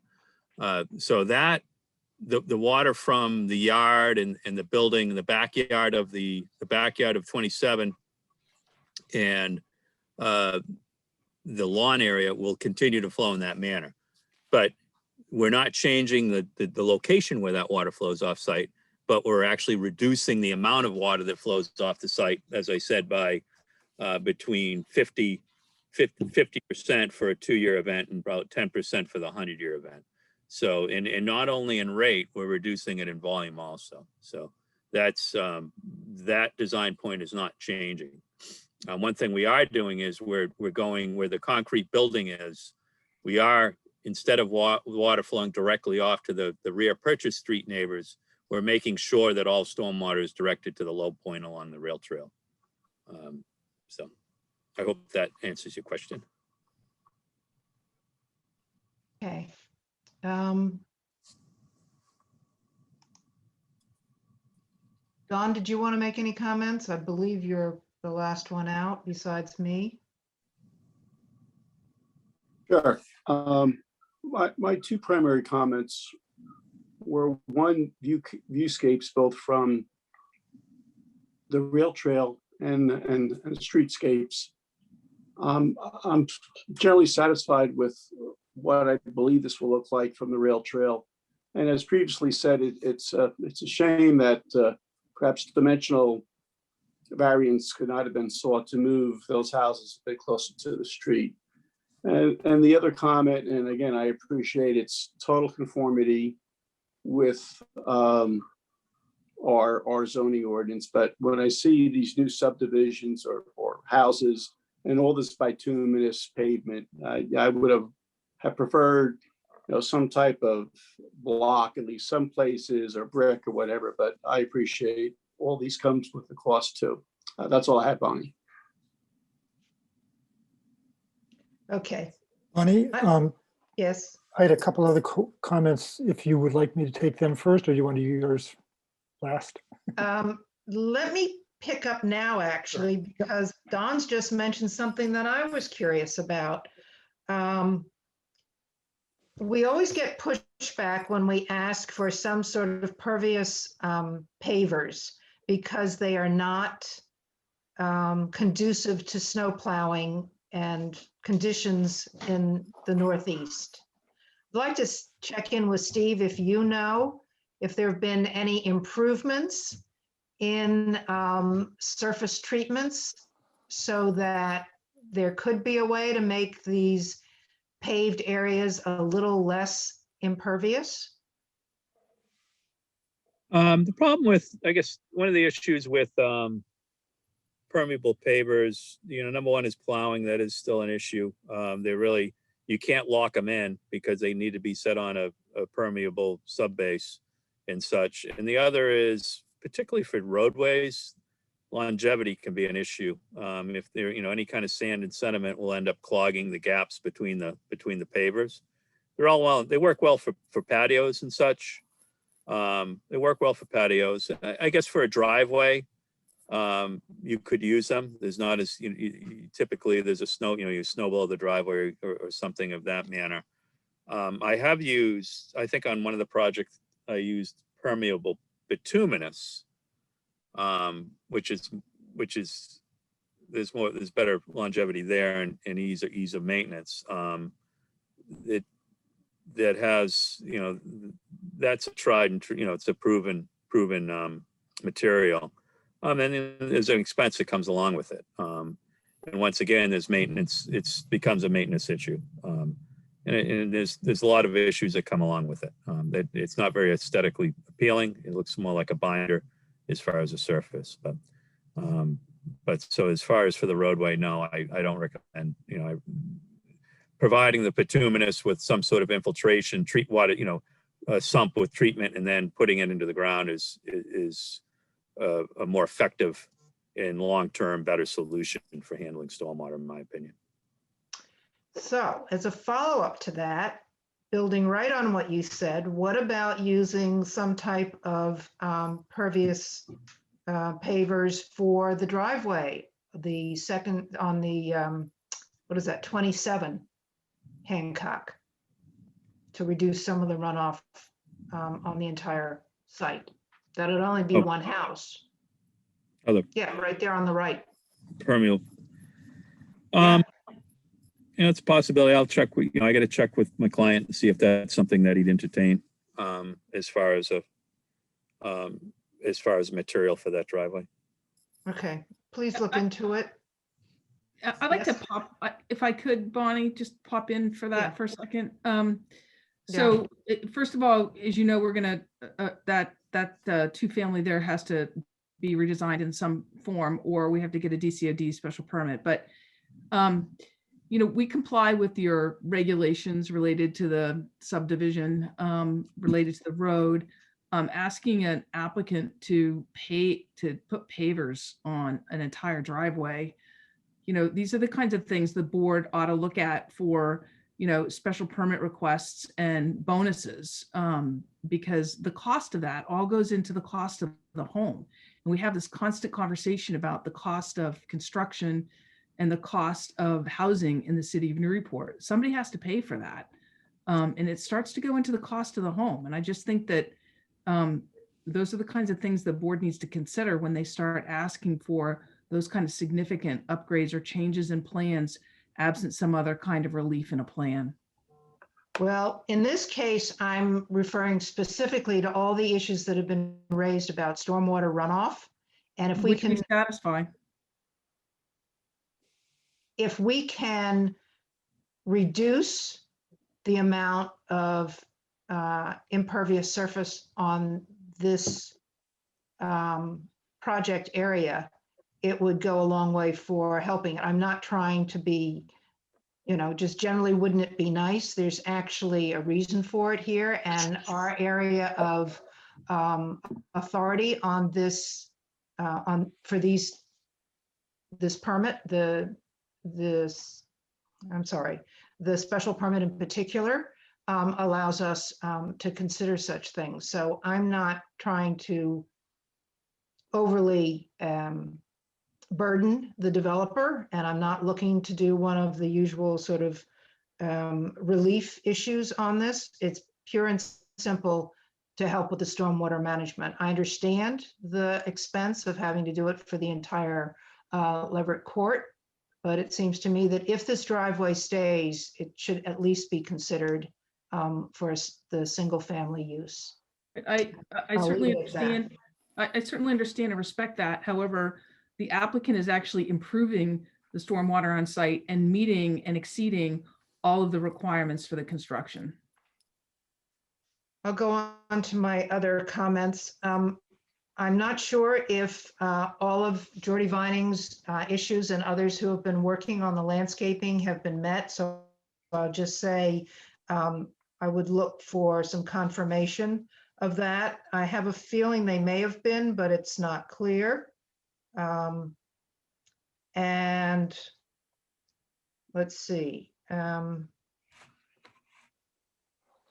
think that was my only question. Oh, yes, there was another landscaping issue. I believe I read in one of the comments, or I don't know where I saw it, that the abutter at 29 had some conversation with the developer about screening on their side.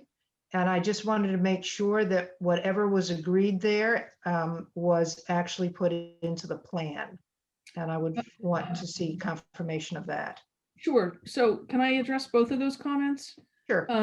So the planning board has been provided with a multitude of affirmations from all of the various city boards that I mentioned regarding the landscaping. Eileen addressed, and this landscaping plan addresses Jordy's last comments relative to the existing more newly planted trees on along the rail trail, and those are noted on the plan. Okay. So I don't know what else we could get you. I mean, there's like 6 emails that have lots of comments in that, thank you very much. Yes, that's exactly what we wanted, kind of thing.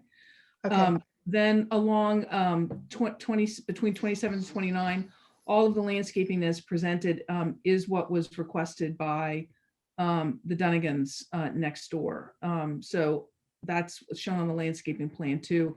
And those plantings, the fence, both along the fence in the back, as well as at the front, the low boxwood that's going to be planted there, or holly, and then the tree that's kind of in the middle of the lawn between the two. So yes, those have all been addressed. They're on the plan. Okay, great. I just needed confirmation. Sure. Back to Rick. Thank you. As we were going through that discussion, a couple of things occurred to me. The first was getting back to storm. I'll ask them both. One's for Steve and one's for Lisa. The question for Steve, I guess, or suggestion is, if the idea of shifting the rain garden to the left doesn't work, would it be possible to, and would it make sense in the context of this development, to simply put a 24-foot section of split rail fence in front of the rain garden? You would only create 2 6-foot posts in the way of drainage from the road, and it would help to ensure that a plow didn't plow stuff into the rain garden. That was the first question. And then the question for Lisa, I would love to have you explain to me, and I'm sure you're right, but I can't figure it out, why the established front yard setback exemption doesn't work for this parcel. It says that you look at the properties, 2 properties on either side, and they all seem to be closer to the street. And it says that right of ways, you look across right of ways. So it would seem that established front yard setback provision would work. But I'm sure you have an answer why it doesn't. So thank you. I do, and I'll be happy to do it. That would be if in fact Hancock Street were the front yard, but in our ordinance, the longest stretch of frontage is considered the front yard. And so the front yard is Levitt Court for the purposes of the front yard setback. So even though you're required to have a front yard setback on Hancock Street, it doesn't count as your front yard. That's correct. Wow. Okay. Excuse me, isn't there something to do with the longest of the 2 if you're on a corner? And Leverett is the longer of the 2, right? That's right. And that's Levitt Court. That's the regulation, Rick. But I understand that. What was confusing to me was that even though that's the case, they still have to provide a front yard setback, the 25-foot setback on Hancock Street, even though it doesn't count as the front yard. Believe me, we would be happy not to have to do that, but yeah, that's okay. not. I knew you'd have an answer. Thank you. Yep.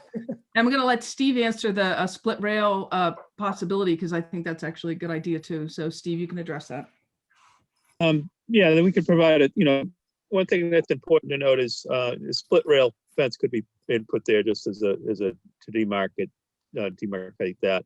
Also, remember, this is private. This is going to be, it's private road, so they're going to be hiring, the homeowners will be hiring a snow removal company. So they have a little more control. They have a little more, more control with where the snow and how the snow's, where it's going to be put. It's not like it's a city street where there's really not much thought going into it. Just get rid of it in the easiest manner. So, but yeah, we could look at that and just put a split rail fence to help protect piling of snow there.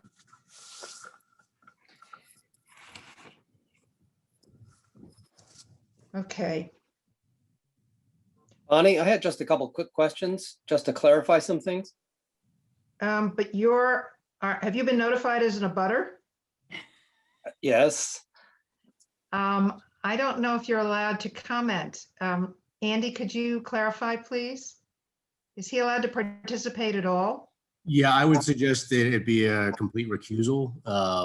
And as a board member, I guess, in that respect. Okay, that's fine. Alden, this is your area of expertise. It's your second recusal in your first year on the board. So now that you're going to be our expert on recusals for the future. So, so before I close the board comments, is there anything else from anybody? Okay, we do have outstanding information, but I think it's been made clear if the zoning board would like to know where we stand on this, that in principle, we would be amenable to approving this Court and Lane, but as Andy said, actually voting on it tonight, finalizing the findings and voting on the waivers and voting on both the special permit and the subdivision could, under the current unknown situation around possible other special permit applications, lead to some convoluted major modifications. So I would prefer to leave this open and continue it to our next meeting. But again, with the idea that we're favorably disposed toward it. Madam Chair, that would be great. And if you could, the zoning board is a little more green than the planning board, absent two of the members. And so if you would authorize Andy to let them know that the planning board is of the opinion that with the changes noted and some finalization, that you're inclined to approve the Court and Lane to provide the frontage, that would be incredibly helpful for them to close out the use issue.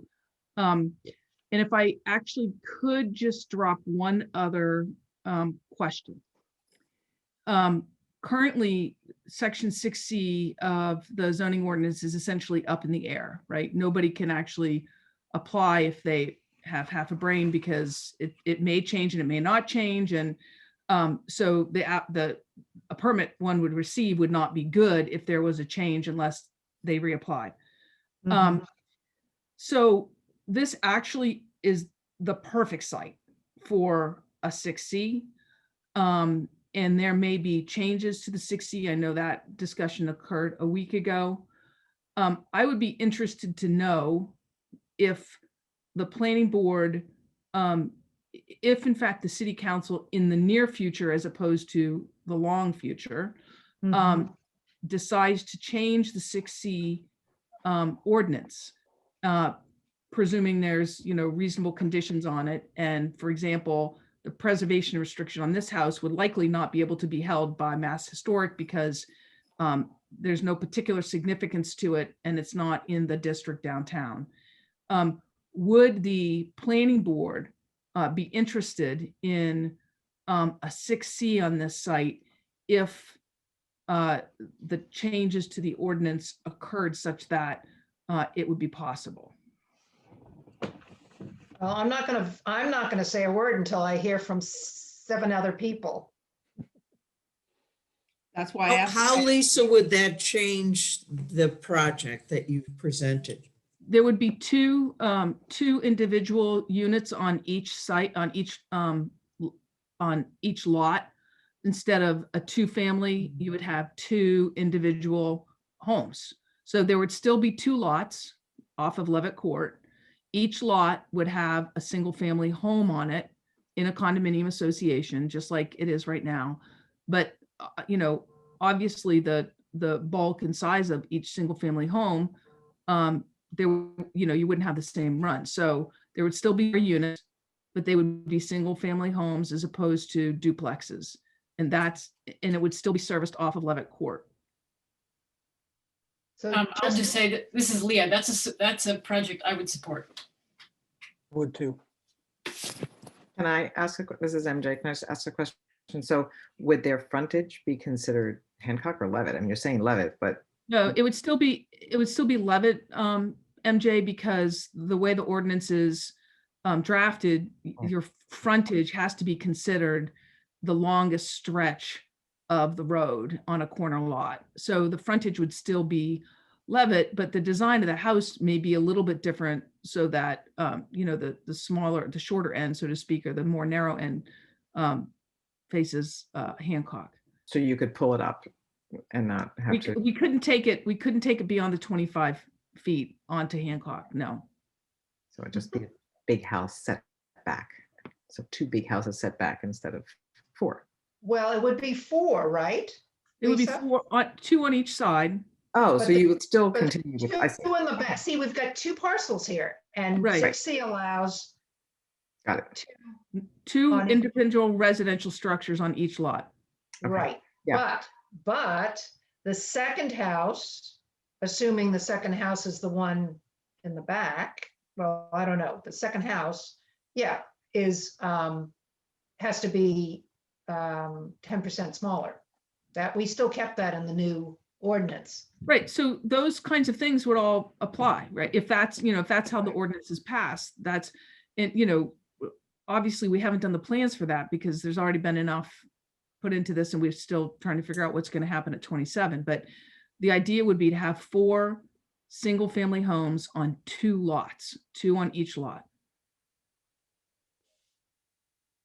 Anyone else want to weigh in on This that? is Don.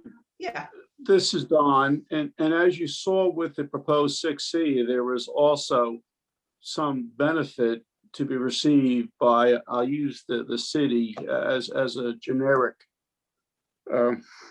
name or entity. And to the extent there is going to be some benefit to the city, then I would support the 6C and the 4 buildings. okay. This- And I would this is also- Todd.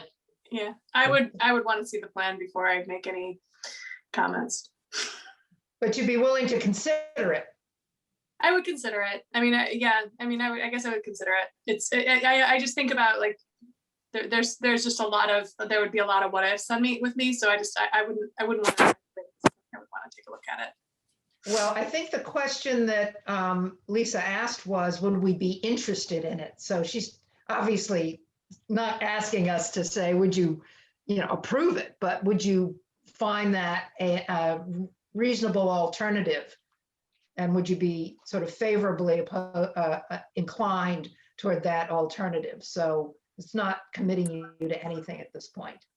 Mm-hmm. No, I see some value sometimes in 2-family homes. I think that a lot of the new development is just taking Newburyport to, it's just changing, I think, the nature of the homes that we have in town. And so I guess I'd want to look at, is it going to be, 4, very expensive single family homes, or is it two families that maybe they're, a little bit more,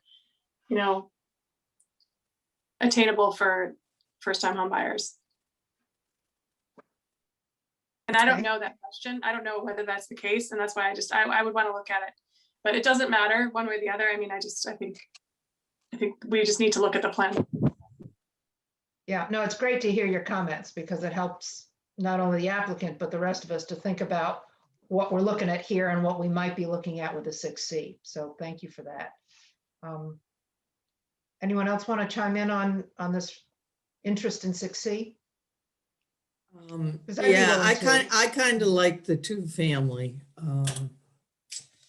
It clearly would, the cost structure for the owners would be less than a single family.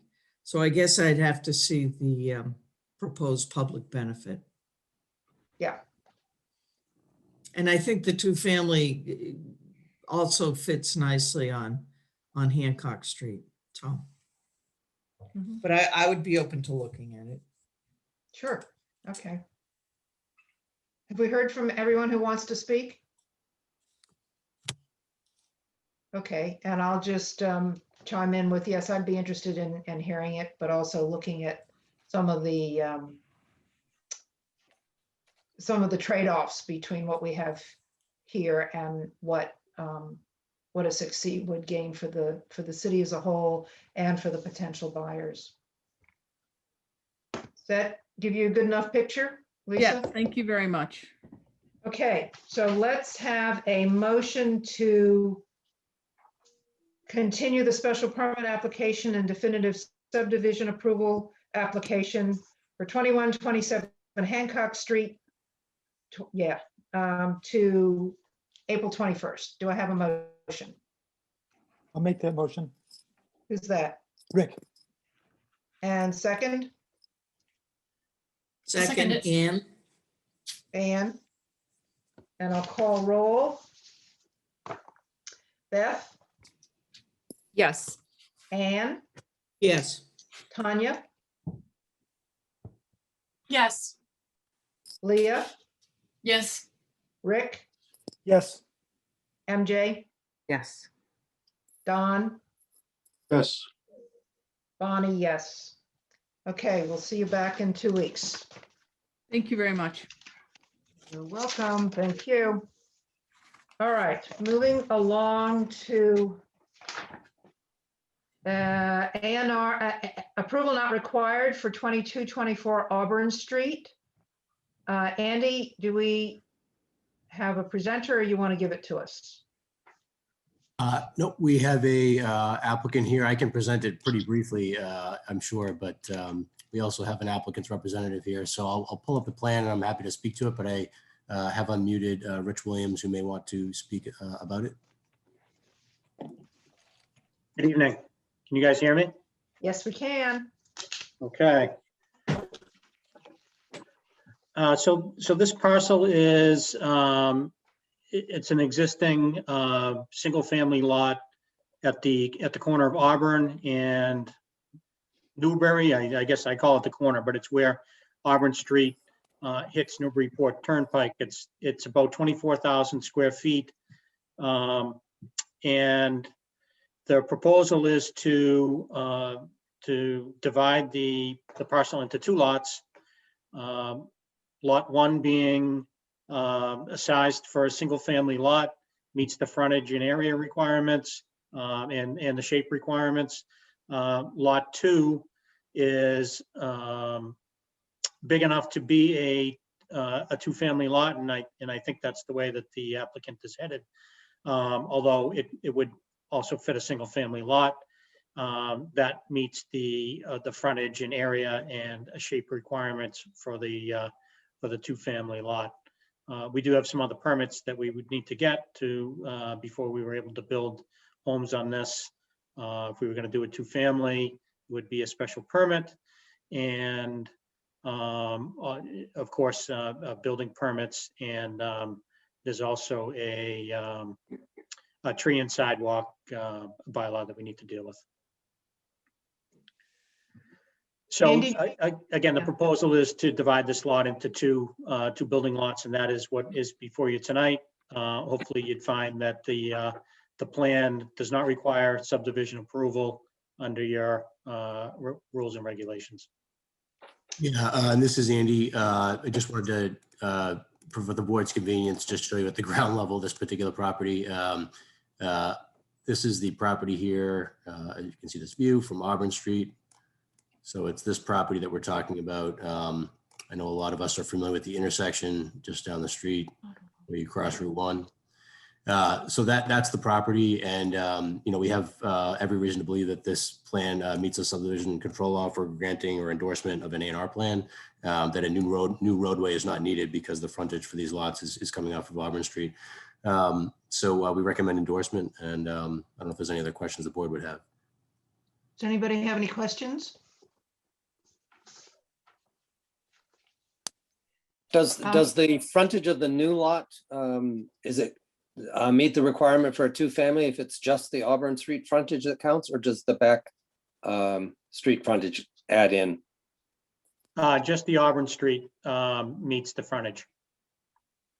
Okay, at this point, it's not important. We're not talking about the buildableness of it. We're just talking about whether or not the lots have the square footage.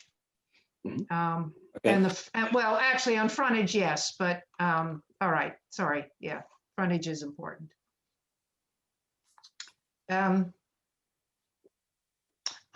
just had a question. I think it may be for Caitlin. I could not find this plan when I looked at the application. The application process has now been automated.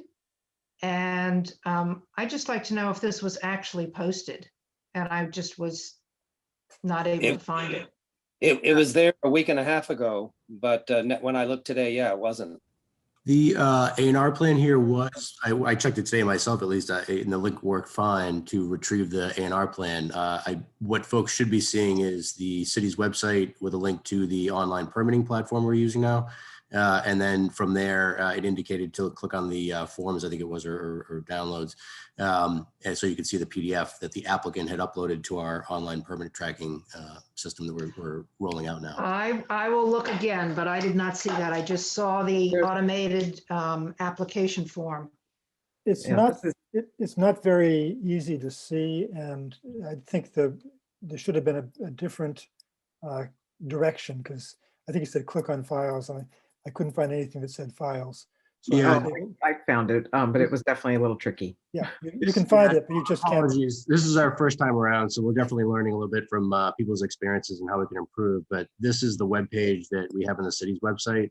So if folks are clicking on that to see the approval not required plan, you saw that note there to click files. So the Yeah. assumption is that you would click this files button and therefore see the file. The only file they've uploaded is the NR plan. So when you click on Yeah. that, you get the ability to download. We're trying to work with the vendor to see if we can reduce the double step of downloading here. You'd think that would be enough, but essentially that's what you're doing. And when that happens, you get the PDF. So we're working with the vendor to try to streamline things a bit, but the idea is that the applicants can upload their permits online. They can check the status of their permits online. They can. Yeah, it's a great idea. It's just that when I got there, all I saw was details. I did not see files, and I maybe didn't look, but it wasn't bolded like I see it now.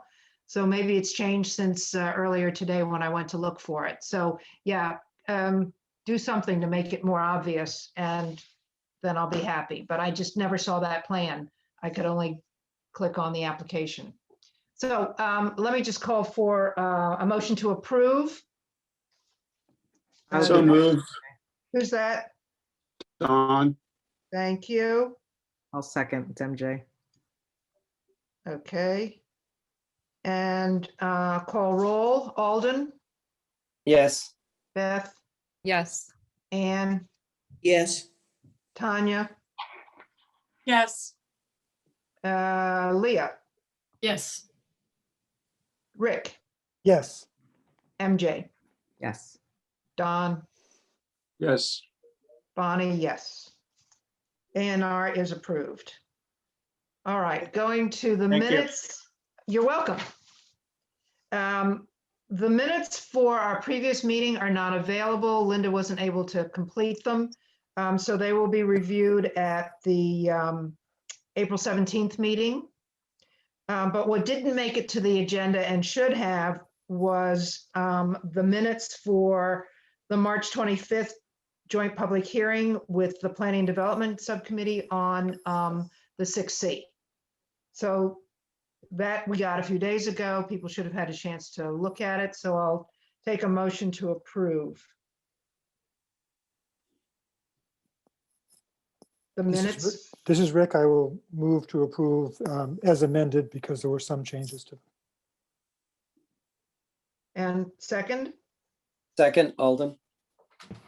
okay. And Rick, did you want to clarify any of those amendments so people So know I what you're guess, talking I guess a about? couple of them were just, most of them were just clarifications in the text, but there was one at the end, which I think was an incorrect statement, which said that we were keeping the public hearing open for 6C. And I think that we were keeping the hearing open for the definitions, correct? And we closed out on 6C.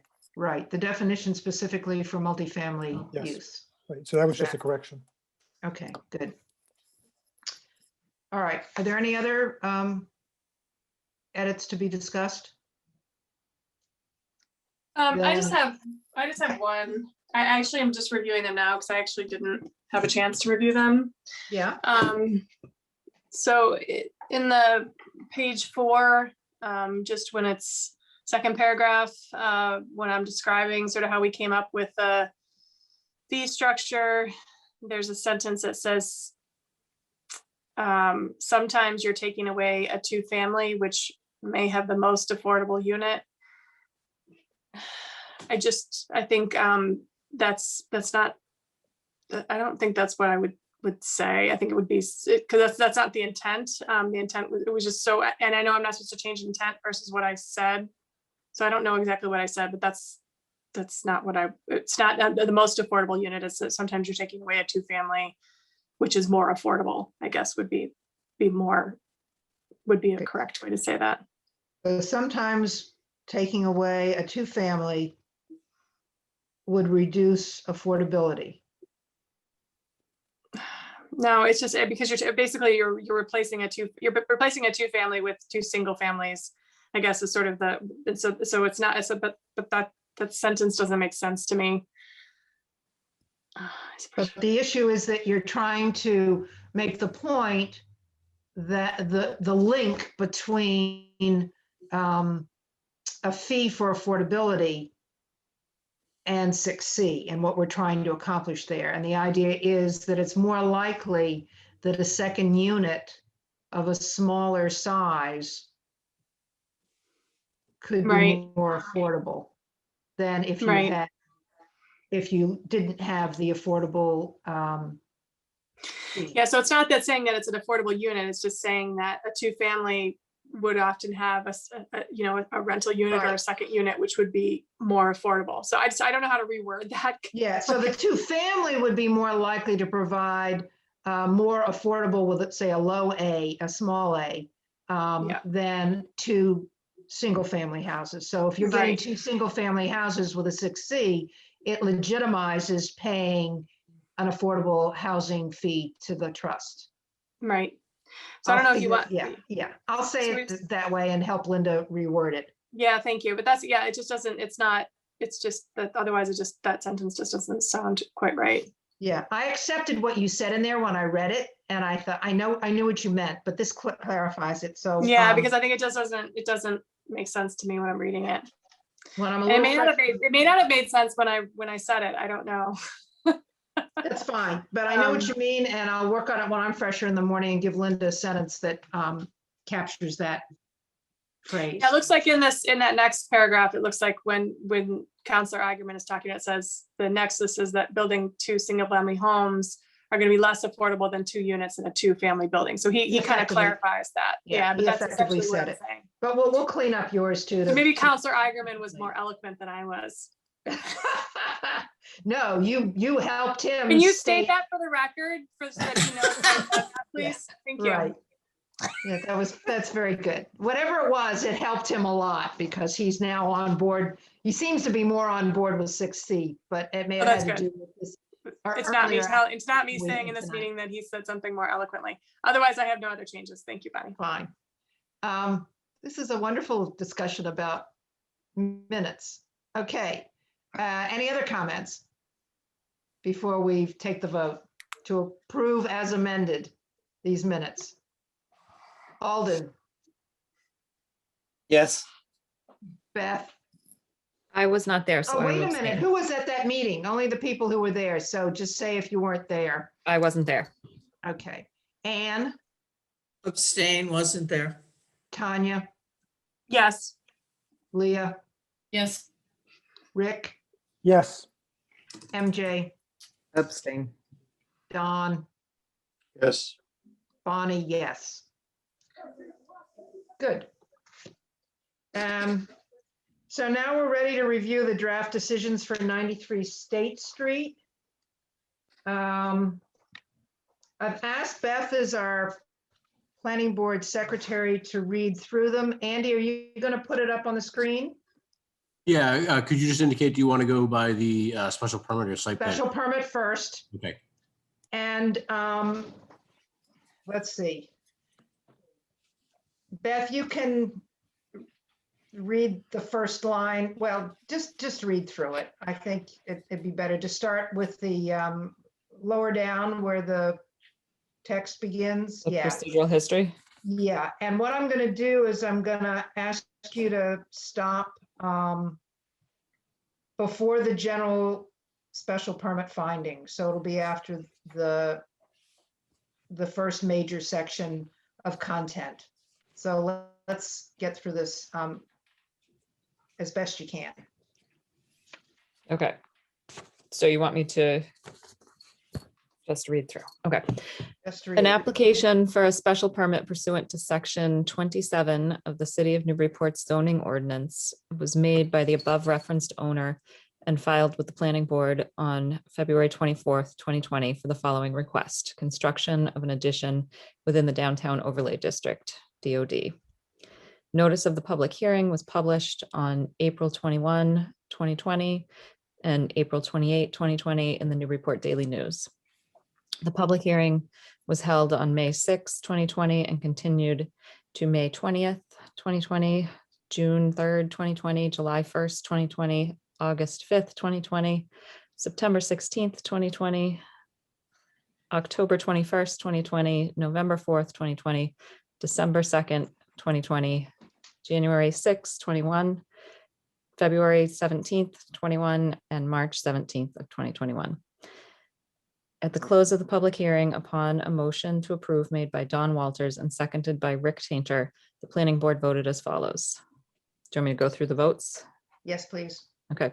Bonnie Sontag, chair, no. Ann Gardner, no. Rick Tainter, no. Don Walters, yes. MJ Verde, no. Elizabeth Delisle, no. Leah McGavern, yes. Tanya Hartford, yes. Alden Clark recused. Having not received the necessary 2/3 supermajority vote of the planning board in accordance with Mass General Law, Chapter 40A, Section 9, as amended, the petition was therefore denied.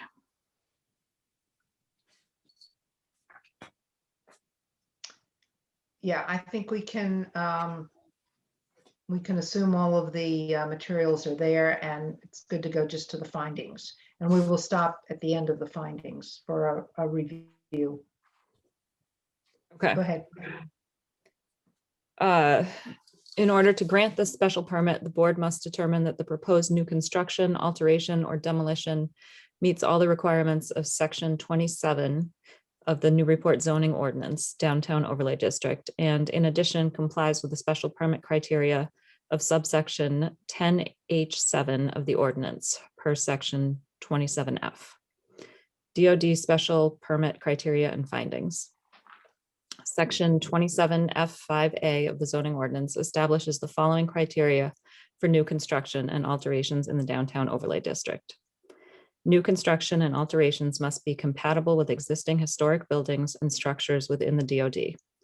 New construction and alteration within the DOD shall not disrupt the essential form and integrity of 1, the subject historic building, structure, or exterior architectural features, 2, the lot where it is located, or 3, its setting within the DOD. Moreover, new construction and alteration within the DOD shall be compatible with the size, scale, height, color, excepting paint color, material, and character of the subject X historic building, structure, or exterior architectural feature, Y, the lot where it is located, and Z, its setting within the DOD, as the case may be. In reviewing an application in the DOD, Section 27F3A of the ordinance requires the planning board, acting as special permit granting authority, SPGA, to adhere to any relevant provisions of the United States Secretary of the Interior's standards for the treatment of historic properties, with guidelines for preserving, rehabilitating, restoring, and reconstructing historic buildings, including all related guidelines, bulletins, and other official guidance promulgated by the National Park Service, Secretary's standards. To assist the board in determining whether an application complies with these criteria, the ordinance requires the submission of a conditions report prepared by a historic preservation specialist and an historical report submitted by the Newburyport Historical Commission. Based on its review of the application and on the historical reports submitted by the Newburyport Historical Commission, the planning board was unable to find that the proposed project complies with the aforementioned standards and criteria. Specifically, the board found that the scale of the proposed addition would not be subordinate to the existing historic structure on the site, would disrupt the essential form and integrity of its setting within the DOD, and would be incompatible with the size, scale, and character of its setting within the DOD, and therefore that the special permit could not be granted. In making these findings, the board evaluated the proposed project against relevant provisions of the Secretary's standards and related official guidance as follows. 1, new additions to historic buildings. Size, scale, and massing of the new addition all pertain to the addition's overall volume and three-dimensional qualities. Approximate size calculations based on figures provided by the applicant fix the volumetric size of the proposed addition at approximately 250% the size of the historic structure.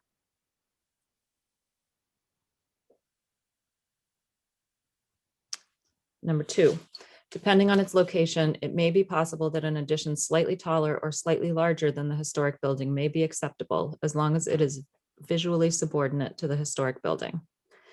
The proposed addition is not only significantly larger than the historic structure, but is located on a corner of the lot abutting other less massive historic structures. The fact of excessive mass remains. Both the volume and the footprint of the proposed building are much larger than those of the historic building.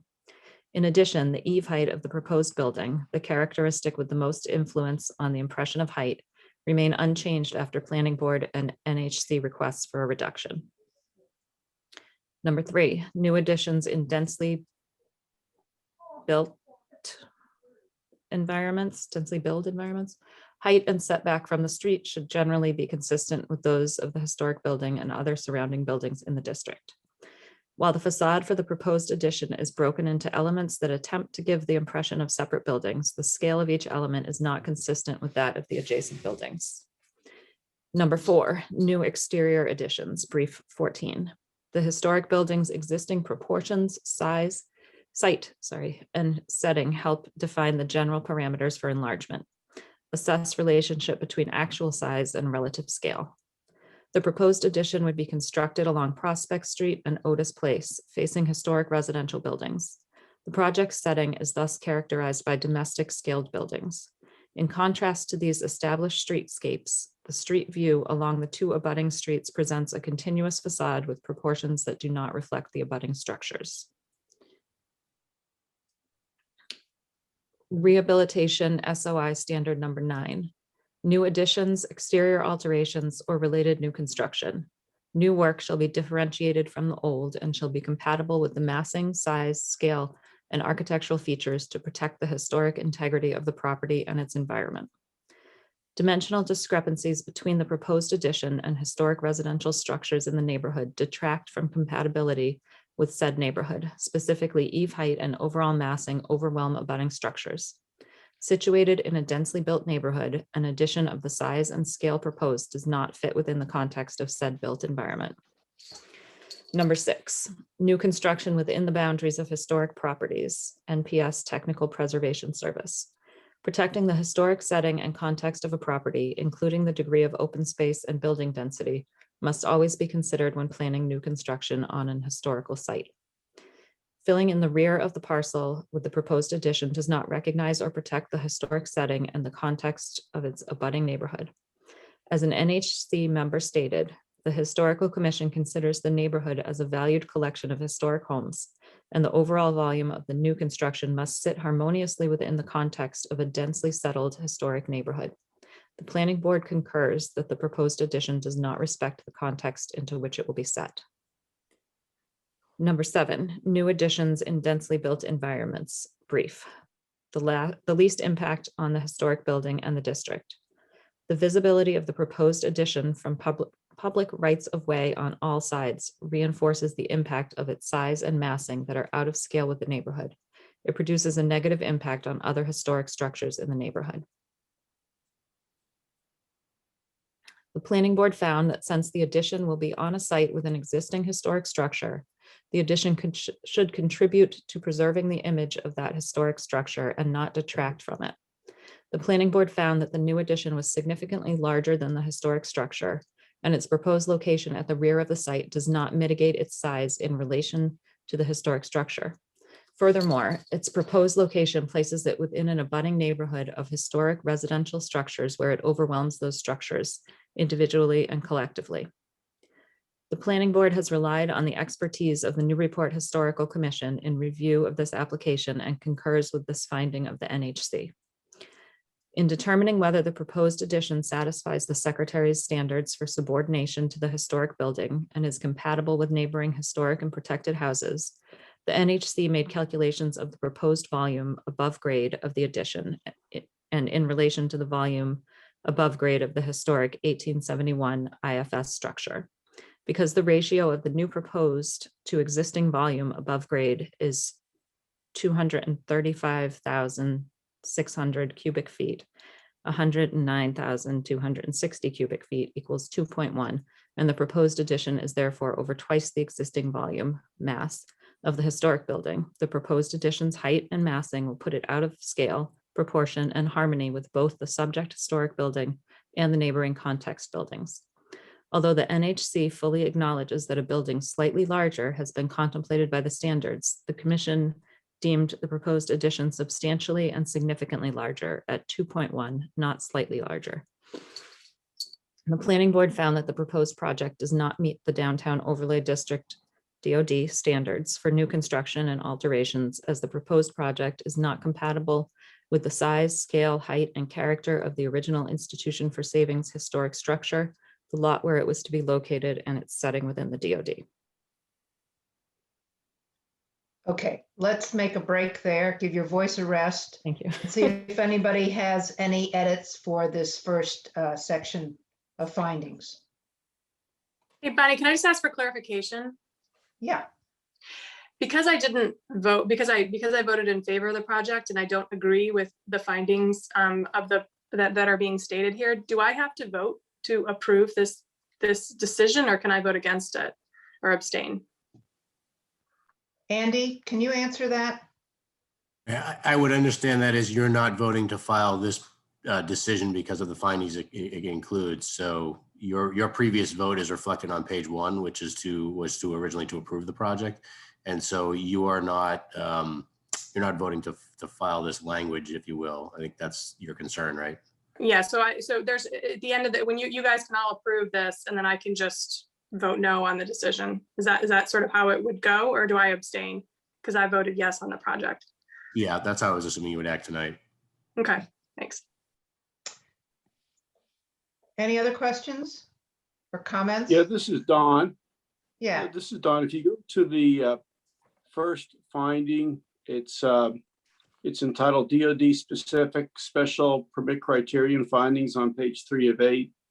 The question I have is in the second paragraph. It talks about, I'm sorry, the third paragraph. Yes, third paragraph. It says to assist the board in determining whether an application comes, et cetera, et cetera. It requires the submission of a conditions report prepared by historic preservation specialist and a historical report submitted by the Newburyport Historical Commission. The following paragraph, and this is my question, it says, based on its review of the application and on the historical reports submitted by the Historic Commission. So my question is, in the preceding sentence, historical report is capitalized, so that's a specific report. And in the following paragraph, it has the plural context. So I wasn't sure whether the plural context was referring to the historical report submitted by the NHC, as well as a conditions report that was prepared for the NHC and in turn subsequently transmitted to us. And I can't recall what happened a year ago. So I don't know whether Andy or you, Bonnie, know the chronology of that. I believe that the plural refers to the multiple reports that we received over the course of the review, so that any comments that are referred to here that the planning board concurs with would have come from more than one report. That's why. So why did we not, in the following paragraph, why didn't we not include, why did not we consider the submission or the findings in the conditions report? Because that doesn't say that. It just says based upon review of the application and on the historical report submitted. So it would seem to me, the way that's written, we're not considering the conditions report. I don't know what the distinction is. Can somebody help me on this? Because first of all, we did not have our own historic preservation specialist prepare any conditions report.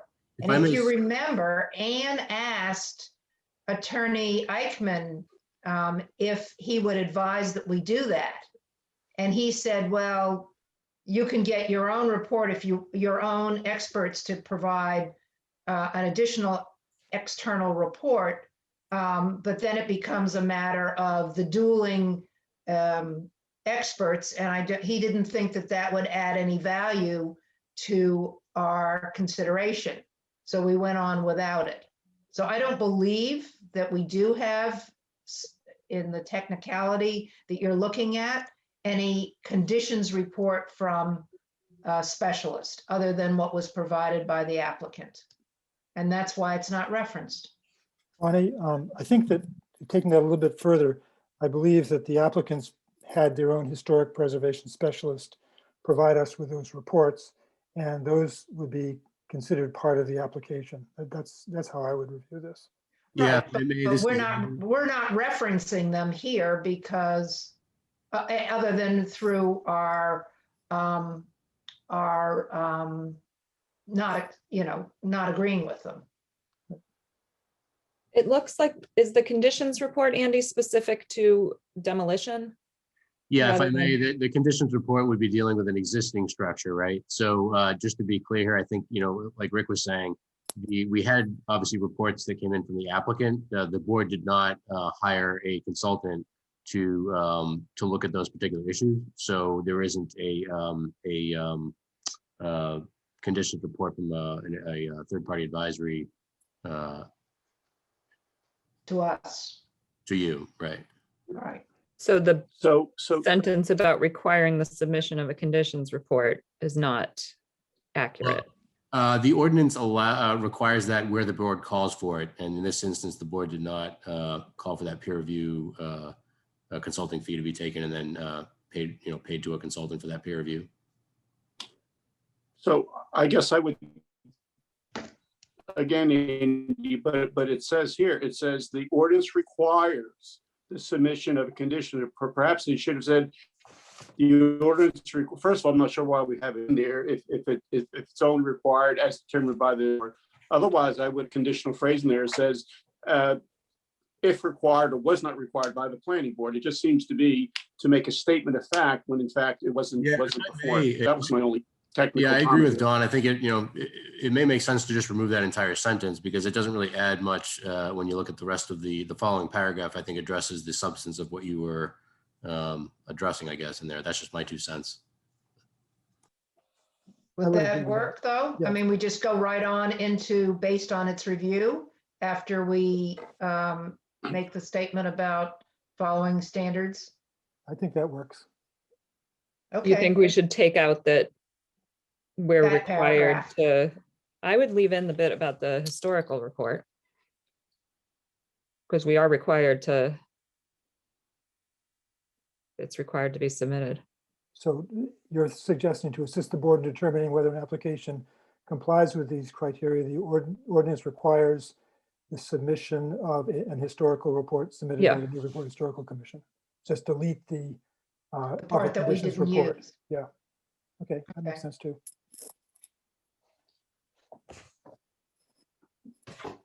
All right. I don't know I- exactly where, oh, go ahead. It's I on this just have one? a couple of questions. Well, it's before this, I believe.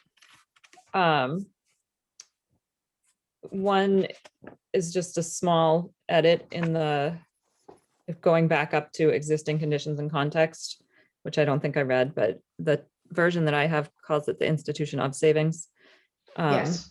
yeah. Second line in the second paragraph, it should be institution for savings. Is that it? Yep. Okay. And then for plans and documents, I just wondered if it makes sense to, we're saying the first date for the site plan set and then the last date. Do we want to just state, subsequent revisions up to and including the most recent?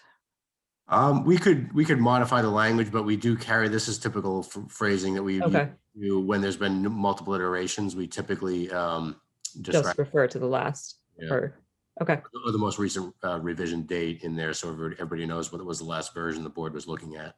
Okay. All right, I want to talk about the numbers on the volume estimates. The first statement somewhere along the line talks about 250%. Can we go to that one? I think it's a whole, yeah, we'll stop here because this is the second piece.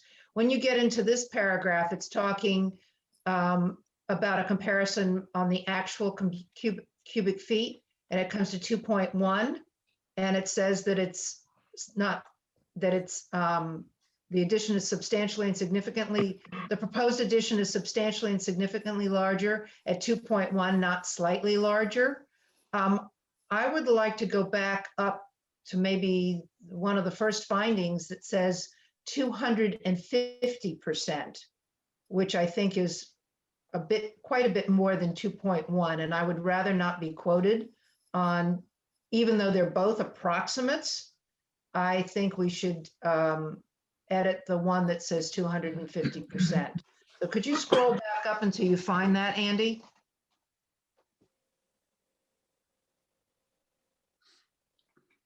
It was pretty close. I think it was number one. It's number one. Yeah, yeah, there it is. The proposed addition is at approximately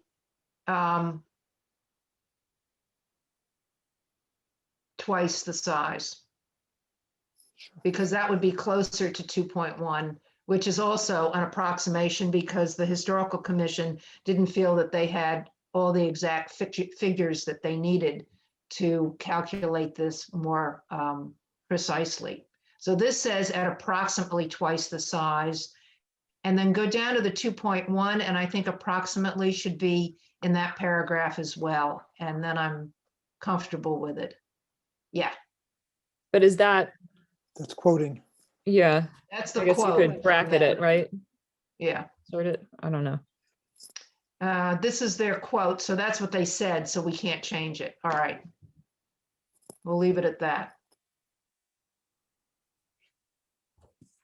But at least the two are more in sync. The message is still the same. Okay, anything else at this juncture, or shall we move on? All right, where were we? General special permit findings. Over to you, Beth. Okay. General special permit findings. In addition to the specific criteria and findings for the DOD special permit, the planning board must also determine that the proposed project meets the criteria for all special permits as provided in section 10H7 of the zoning ordinance. For the purposes of the DOD special permit, the requested use is the construction of an addition to the existing building rather than any of the specific uses that are listed in section 5D and described in section 5E. Parentheses, it is important to note that the existing and proposed uses as an office or retail bank, which are allowed by right in the B2 zoning district, are not the subject of this application. The general special permit criteria in section 10H7 of the NZO and the board's project-specific findings for each are as follows. Number one, the use requested is listed in the table of use regulations or elsewhere as in the ordinances requiring a special permit in the district for which the application is made or is similar in character to permitted uses in a particular district, but is not specifically mentioned. The requested use is the construction of an addition to an existing building in the downtown overlay district. Section 27D of the ordinance defines the term alteration to include any addition, and section 27F states that all new construction, alteration, or demolition within the DOD shall require the owner of the relevant property to submit an application for a DOD SP. Thus, the requested use is specifically listed in the ordinance as requiring a special permit. Number two, the requested use is essential and or desirable to the public convenience or welfare. The requested use, construction of an addition to an existing commercial building, would be desirable to the public convenience by allowing for an expansion of business use in the downtown business district. Number three, the requested use will not create undue traffic congestion or unduly impair pedestrian safety. The applicant submitted a report by a professional traffic engineer May 13th, 2020, which projected that the proposed project would generate 80 additional trips on a typical weekday, including 13 new trips in the morning peak hour and 12 in the afternoon peak hours. The report concluded these increases are negligible and well within the daily fluctuation in traffic and are therefore not expected to have an operational impact on area streets. The proposed project would provide the number of parking spaces required by the NZO on the site. No off-site parking impacts are anticipated. Number 4, the requested use will not overload any public water, drainage, sewer system, or any other municipal system to such an extent that the requested use or any developed use in the immediate area or in any other area of the city will be unduly subjected to hazards affecting health, safety, or the general welfare. The requested use would not overload any public water, drainage, or sewer system or any other municipal system.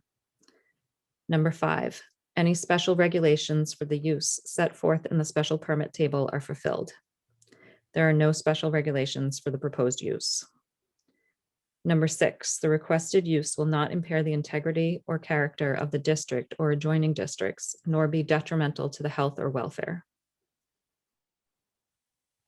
The planning board found that the proposed project would impair the integrity and character of the downtown overlay district due to its lack of compatibility with adjacent properties in the immediate historic neighborhood in terms of size, scale, height, and overall massing. Height and massing of the addition are greater than existing historic structures in the neighborhood and visually overwhelm them. The proposed addition presents a non-active facade, which is not appropriate for a residential neighborhood. The planning board also found that the addition was not compatible with the historic institution for savings building on the site.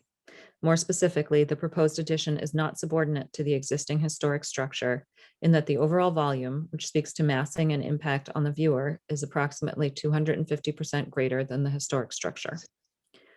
Number 7, the requested use will not, by its addition to a neighborhood, cause an excess of that particular use that could be detrimental to the character of said neighborhood. The proposed new use will not cause an excess of that particular use that could be detrimental to the character of said neighborhood. Number 8, the proposed use is in harmony with the purpose and intent of this ordinance.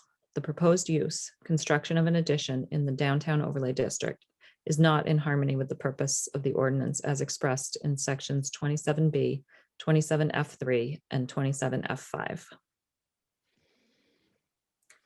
Number 9, the proposed use shall not be conducted in a manner as to emit any dangerous, noxious, injurious, or otherwise objectionable fire, explosion, radioactive, or other hazard, noise, vibration, smoke, dust, odor, or other form of environmental pollution. The proposed use would permit the banking use of the existing buildings to be extended and therefore would not generate any dangerous, noxious, injurious, or otherwise objectionable fire, explosion, radioactive, or other hazard, noise, or vibration, smoke, dust, odor, or other form of environmental pollution. Conclusion and decision. For all the reasons stated herein, the petition for a special permit is therefore denied. Okay, thank you. Back up to number 6, I have the same change that I mentioned earlier. I'd like to change the wording on 250% greater. I would suggest approximately 2 times greater or twice the size. But if we want to stick with the same sentence, it's not elegant, but 2 times greater says it. Is that okay with everybody? Or can we say it better?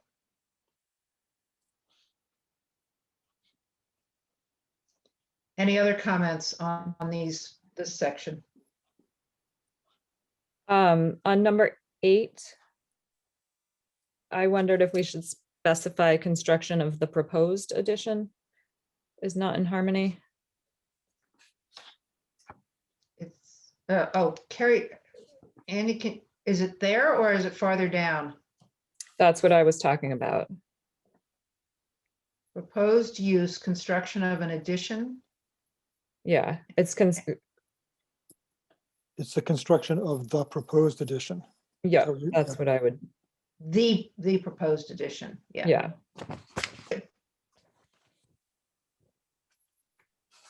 Bonnie, going back to 6 again, I'm thinking about your wording and making it more elegant. I think saying is approximately twice the size of the historic structure would be better, because 2 times greater could be misinterpreted.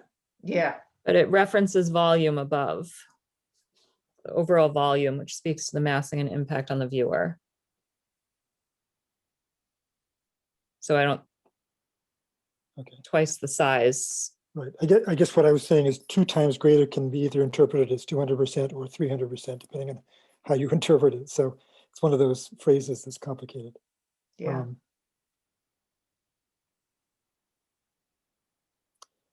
What if you said is approximately twice that of the historic structure? The overall volume is twice that of the historic Yeah. structure. Is approximately twice the volume of. Well, you're saying overall volume. The volume is the subject already. Yep, so you can say So twice either- yeah, that. yeah. So just say twice that, Andy.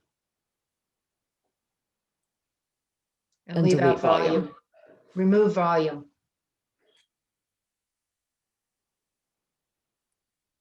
Oh, this is fun. It looks like magic. Sorry, I'm not making fun of the serious work. It's just watching him type and we have no control over it. Which speaks to massing and impact on the viewer is approximately twice that of the historic structure. Correct.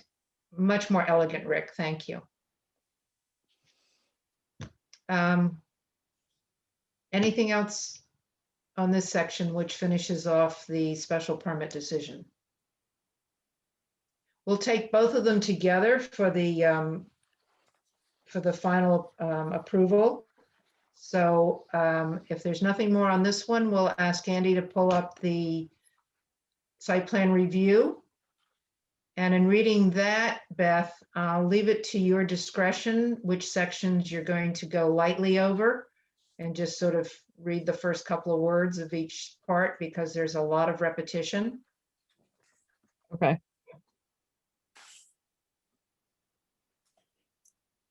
An application for major site plan review pursuant to section 15 of the City of Newburyport zoning ordinance was made by the above referenced owner and filed with the planning board on January 8th, 2020 for the following request: construct 2-story addition to rear of building. Notice of the public hearing was published on April 21st, 2020 and April 28th, 2020 in the Newburyport Daily News. The public hearing on the application was opened on May 6th, 2020 and continued to various dates and March 17th, 2021. Is that fine? Yes. Yep. At the close of the public hearing, upon a motion to approve made by Don Walters and seconded by Rick Tainter, the planning board voted as follows. Bonnie Sontag, chair, no. Ann Gardner, no. Rick Tainter, no. Don Walters, yes. MJ Verde, no. Elizabeth Delisle, no. Leah McGavern, yes. Tanya Hartford, yes. Alden Clark, recused. Having not received the necessary majority vote of the planning board in accordance with Mass General Law, Chapter 40A, Section 9, as amended, the petition was therefore denied.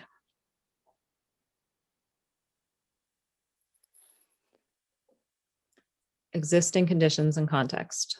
Question. Yep. Yes. Is the reference to section 9 correct?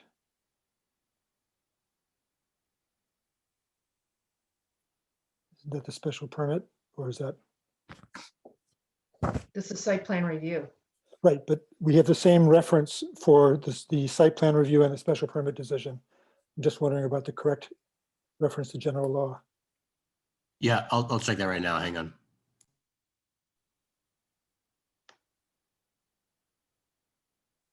I think while he's doing that, Beth, I wasn't sure whether you even wanted to cover the existing conditions and context section. Do you want to? I think it's all the same, right? As you Yeah. just read. But then Okay, that let's- same change to line 2 of paragraph 2, institution for savings. Oh yeah, right here. Yep.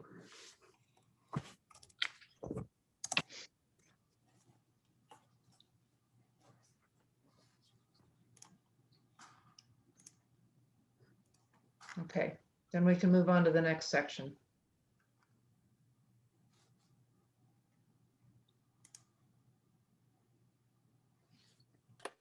Findings. In order to grant site plan approval, the board must determine that the applicant's project complies with the site plan review criteria set forth in section 15G of the Newburyport zoning ordinance, NZO, and with the development and performance standards provided in section 15H of the NZO. These criteria and standards and the board's project-specific findings for each are enumerated below. Site plan criteria, community character. Section 15GA of the NZO requires that a proposed development, 1, minimizes obstruction of scenic views from publicly accessible locations. 2, minimizes impacts to important natural or historical features. 3, screens objectionable features such as large blank walls, open dumpster, loading or storage areas from neighboring properties and roadways. 4, is in harmony with the architectural style of the adjacent buildings and immediate neighborhood. 5, if located within the National Historic District, is consistent with the architectural style, scale, density, massing, and setbacks in the district. 6, promotes a design and architectural consistency regarding the architectural value and significance of the site, building, or structure, the general design, arrangement and texture, materials and color of the features involved, and the relation of each feature to similar features of building and structures in the immediate neighborhood and surrounding area. 7, is appropriate in regards to the size and shape of the buildings or structures, both in relation to the land area upon which the building or structure is situated and to the adjacent buildings and structures within the neighborhood.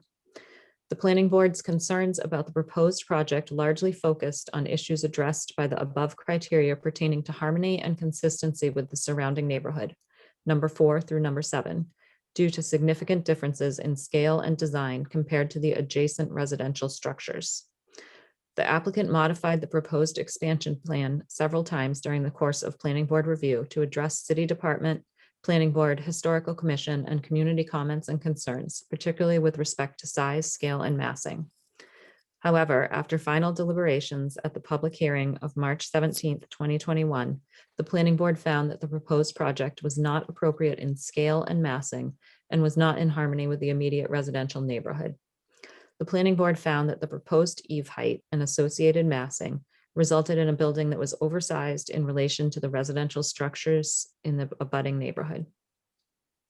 While the board found that the proposed project would be enhanced with greater setbacks than the required setbacks for the underlying B2 zoning district, the board found that the proposed project was not appropriate to the size and shape of the existing adjacent structures, both in relation to the land area upon which the structure is situated and to the adjacent structures within the neighborhood. The massing and footprint were much larger than the existing historic building on the site and far greater than any of the historic residential buildings. The proposed addition lacks attention to overall size and external details as they relate to adjacent buildings in the neighborhood. Thus, the planning board found that the proposal was not in harmony and did not minimize impact on important historical features on the site or in its surroundings. As set forth in the decision of this board, made and filed together with the instant decision, the board voted to deny the project the special permit required pursuant to section 26 of the zoning ordinance. As a result, the board could devise no reasonable terms or conditions to address the inadequacies of the project and adequately protect the interests of the public. Would you like to stop there just to catch a breath? Sure. Okay, so we'll take comments up to this point. I have 2 comments on that very last piece that Beth read. I would propose that we put a paragraph break before the last 2 sentences, the sentence beginning with "as set forth in the decision of this board," because that somewhat changes the topic a little bit or just highlights it. Exactly. And then I'm wondering whether that's actually section 27, not 26. Yeah. I think you paused on that, and that's why. Didn't sound right. Yeah. Special permit pursuant to section, yeah, if that's the DOD, it's 727. Yes. Yeah. Yep. I had one comment, which was to add where it's underlined up there, appropriate in size, comma, scale and massing. Add size before scale. Yeah, I think that's where I think it's in. We tend to have, say, all three of those, don't we? Yeah. And size Yeah. talked about 3 lines below that. Right. So Andy, would you add size up at the top before Yeah. scale? Size, scale, and Underlined. Yeah, in the underlined section.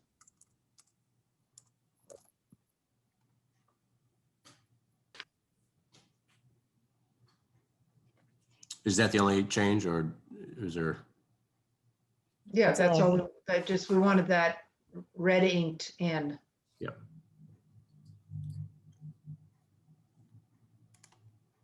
Okay, keep going. Well, I want to see it first because this Oh. means that I don't have to take any notes. Andy, can you do that? Oh, yeah, sorry. You know what? I think it wasn't refreshing on your end. Sorry. Okay, Okay. got it. Yes, carry on with traffic, please. Okay. Unless, oh, I'm sorry, I don't mean to be rushing. Is there anybody else not jumping in? Okay, go ahead. Okay. Traffic, parking, and public access. The parking on site complies with the NZO. The applicant proposed 62 parking spaces as part of the proposed project by using an automated parking lift system. The project complies with the site plan review criteria by minimizing vehicular traffic and safety impacts, maximizing the convenience and safety of vehicular, bicycle, and pedestrian movement within the neighborhood and site, and minimizes adverse impacts. Health. This project will not involve any substantial noise, vibration, gas, fumes, odor, dust, or other objectionable features. Appropriate screening for the proposed generator has been provided to minimize potential disruptive noise. Noise generated by the parking lift system will be contained within the structure. Public services and utilities. The proposed work will not overload any public water, drainage, or sewer system, or any other municipal systems. The project will be serviced by the utilities that serve the existing building. The city's Department of Public Services has signed off on the proposed project plans. As shown in the stormwater report, there will be no additional runoff from the site, and all the stormwater will be treated on site. The planning board peer reviewer found that the engineering and drainage design and analysis are correct as presented. Land use planning. This criterion requires an assessment of a project for consistency with the land use goals of the city's master plan. The proposal is consistent with land use goal LU1 of the 2017 master plan. Maintain and enhance the downtown's role as the city's civic, service, commercial, and cultural center. As stated by the applicant, the proposed project would support an expansion of banking activity in the downtown.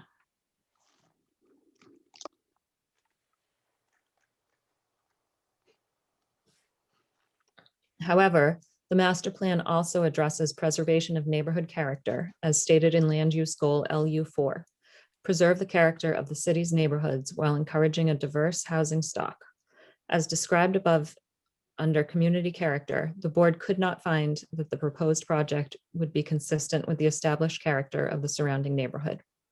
Newburyport's historic character is a fundamental concern of the planning board, as is ensuring that growth is balanced with Newburyport's historic development patterns. Because the project failed to obtain the required special permit, the board could devise no reasonable terms or conditions to bring the plan into conformance with this criterion. Open space and environmental protection. There is existing landscaping throughout the property. No change in landscaping and open space is proposed for the portion of the property closest to State Street. The proposed addition would replace an existing parking lot and some perimeter landscaping. The project would eliminate some existing vegetation abutting residential properties on Otis Place and Garden Street, and would reduce the width of the landscaped area along Prospect Street, while a new landscaped area is proposed at the corner of Prospect Street and Otis Place. Okay, let's just take a little break here because it's Okay. another section, give you a breather. Are there any corrections, additions, edits to this portion we've read? Okay, onward. Okay. Performance standards. The proposed project represents an expansion of an existing bank/office use in the downtown business district, which is fully developed and served by all municipal and private utilities. As a result, the performance standards relating to pedestrian and vehicular access and traffic impacts, lighting, landscaping, stormwater runoff, water quality, wetlands, erosion control, environmental, and utilities are not of concern. The board's project-specific findings relate to site plan and architectural design, including architectural character. 15 HB, site plan and architectural design. Height and bulk or massing are incompatible with the existing historic structure on the parcel and with the abutting historic residential structures. An attempt has been made to mitigate the impact of size with facade divisions and architectural details that are not sufficient to relieve the sense of overwhelming mass in this location. Because the project failed to obtain the required special permit, the board could devise no reasonable terms or conditions to bring the plan into conformance with this criterion. 15 HB7, general architectural character. The applicant presented several architectural designs for the proposed addition, including designs that attempted to respond to the surrounding residential buildings, as well as commercial architecture. However, the proposed addition cannot be evaluated for its architectural character separated from its relationship to the existing historic bank building or abutting historic residential buildings. The board found that the building design would not be compatible with the vernacular structures, historic character, and scale of buildings in the surrounding neighborhood, as is required by section 15 HB7. Because the project failed to obtain the required special permit, the board could devise no reasonable terms or conditions to bring the plan into conformance with this criterion. Conclusion and decision. For all the reasons stated herein, the petition for a site plan review is therefore denied. Okay, final edits to this final section. Anything from anyone? Hearing none, I will assume it's okay. Beth, thank you very much for your You're welcome. reading. And Bonnie, yes, did we get a reply? I don't think we got a final reply on the reference for the site plan review decision, the statutory reference. Oh, yeah, actually, we'll make that correction. I actually think that we should be referencing the zoning ordinance for that piece, but we'll make that adjustment before it's filed with the city clerk. Thank you. okay, so I will take a motion. I'm going to make one change in it at the very end, but I'm going to read it as it's been proposed by the planning office. Motion to approve the draft decisions for the denial of the 93 State Street site plan review application and the downtown overlay district special permit application in accordance with the draft decisions provided to the board and reviewed, and I want to add, and amended this evening. I'd like to have a motion to that effect. This is Rick. I'll make that motion. Okay, Rick? And I'll second. Okay, and I'll call roll. Just before you do, Bonnie, this is Leah. I just have, unlike Tanya, I mean, I would like to be able to vote on this, but should I be abstaining because I voted in favor of the applicant? You're welcome to vote on this if you feel like it. Okay, I do. I feel like it. I mean, feel like, I'm sorry, if you choose to do so. I'm losing a bit of my formality tonight. Please vote, as I've said to many people before, vote your conscience. All right, I'll call roll. Beth? I'm voting to approve. Approve the decision as read. Yes. And written. Yes. Anne? Yes. Tanya?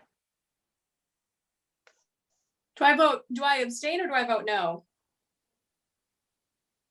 Doesn't matter, it's same effect. All right, I'll abstain. Fine. Where am I? Leah? Yes. Rick? Yes. MJ? Yes. Don? Abstain. Okay. Bonnie, yes. And so those two decisions are hereby approved. All right. Moving right along. Thank you, everybody, for everything on all of that. Oh, I don't know that there are any planning updates. If there are, please let me know at this moment. Okay, other updates. I have only one, and then I'll let Andy do his. And that is the 6C, as was intimated earlier this evening, is still in discussion with the city council. They will discuss it again at their next meeting, I believe, whatever the date is, on Monday. I believe the outstanding issue is the fee for affordable housing, and there may be some other issues coming up, but they have not actually approved the first reading yet. And I did not see a meeting for tomorrow night for the Planning and Development Committee, so I'm assuming they're just going forward with the full city council discussion on Monday night. If anyone has any other information about progress on 6C, you're welcome to add it.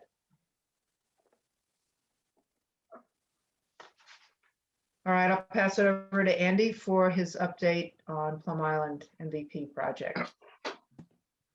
Thanks. So I think we just talked previously about, the two amendments, ordinance amendments. One was wetlands and one was zoning that was sent to the council. Both of those are sort of moved off the docket of the council docket. Whether or not those are revisited will be up to the council, of course, in the future. But there is a series of two, at least, public meetings that are being done as a result of a project that I think I had mentioned to you before. The town of Newbury had applied to the state for municipal vulnerability planning grant, MVP. It's one of the new programs focused on sustainability and resiliency.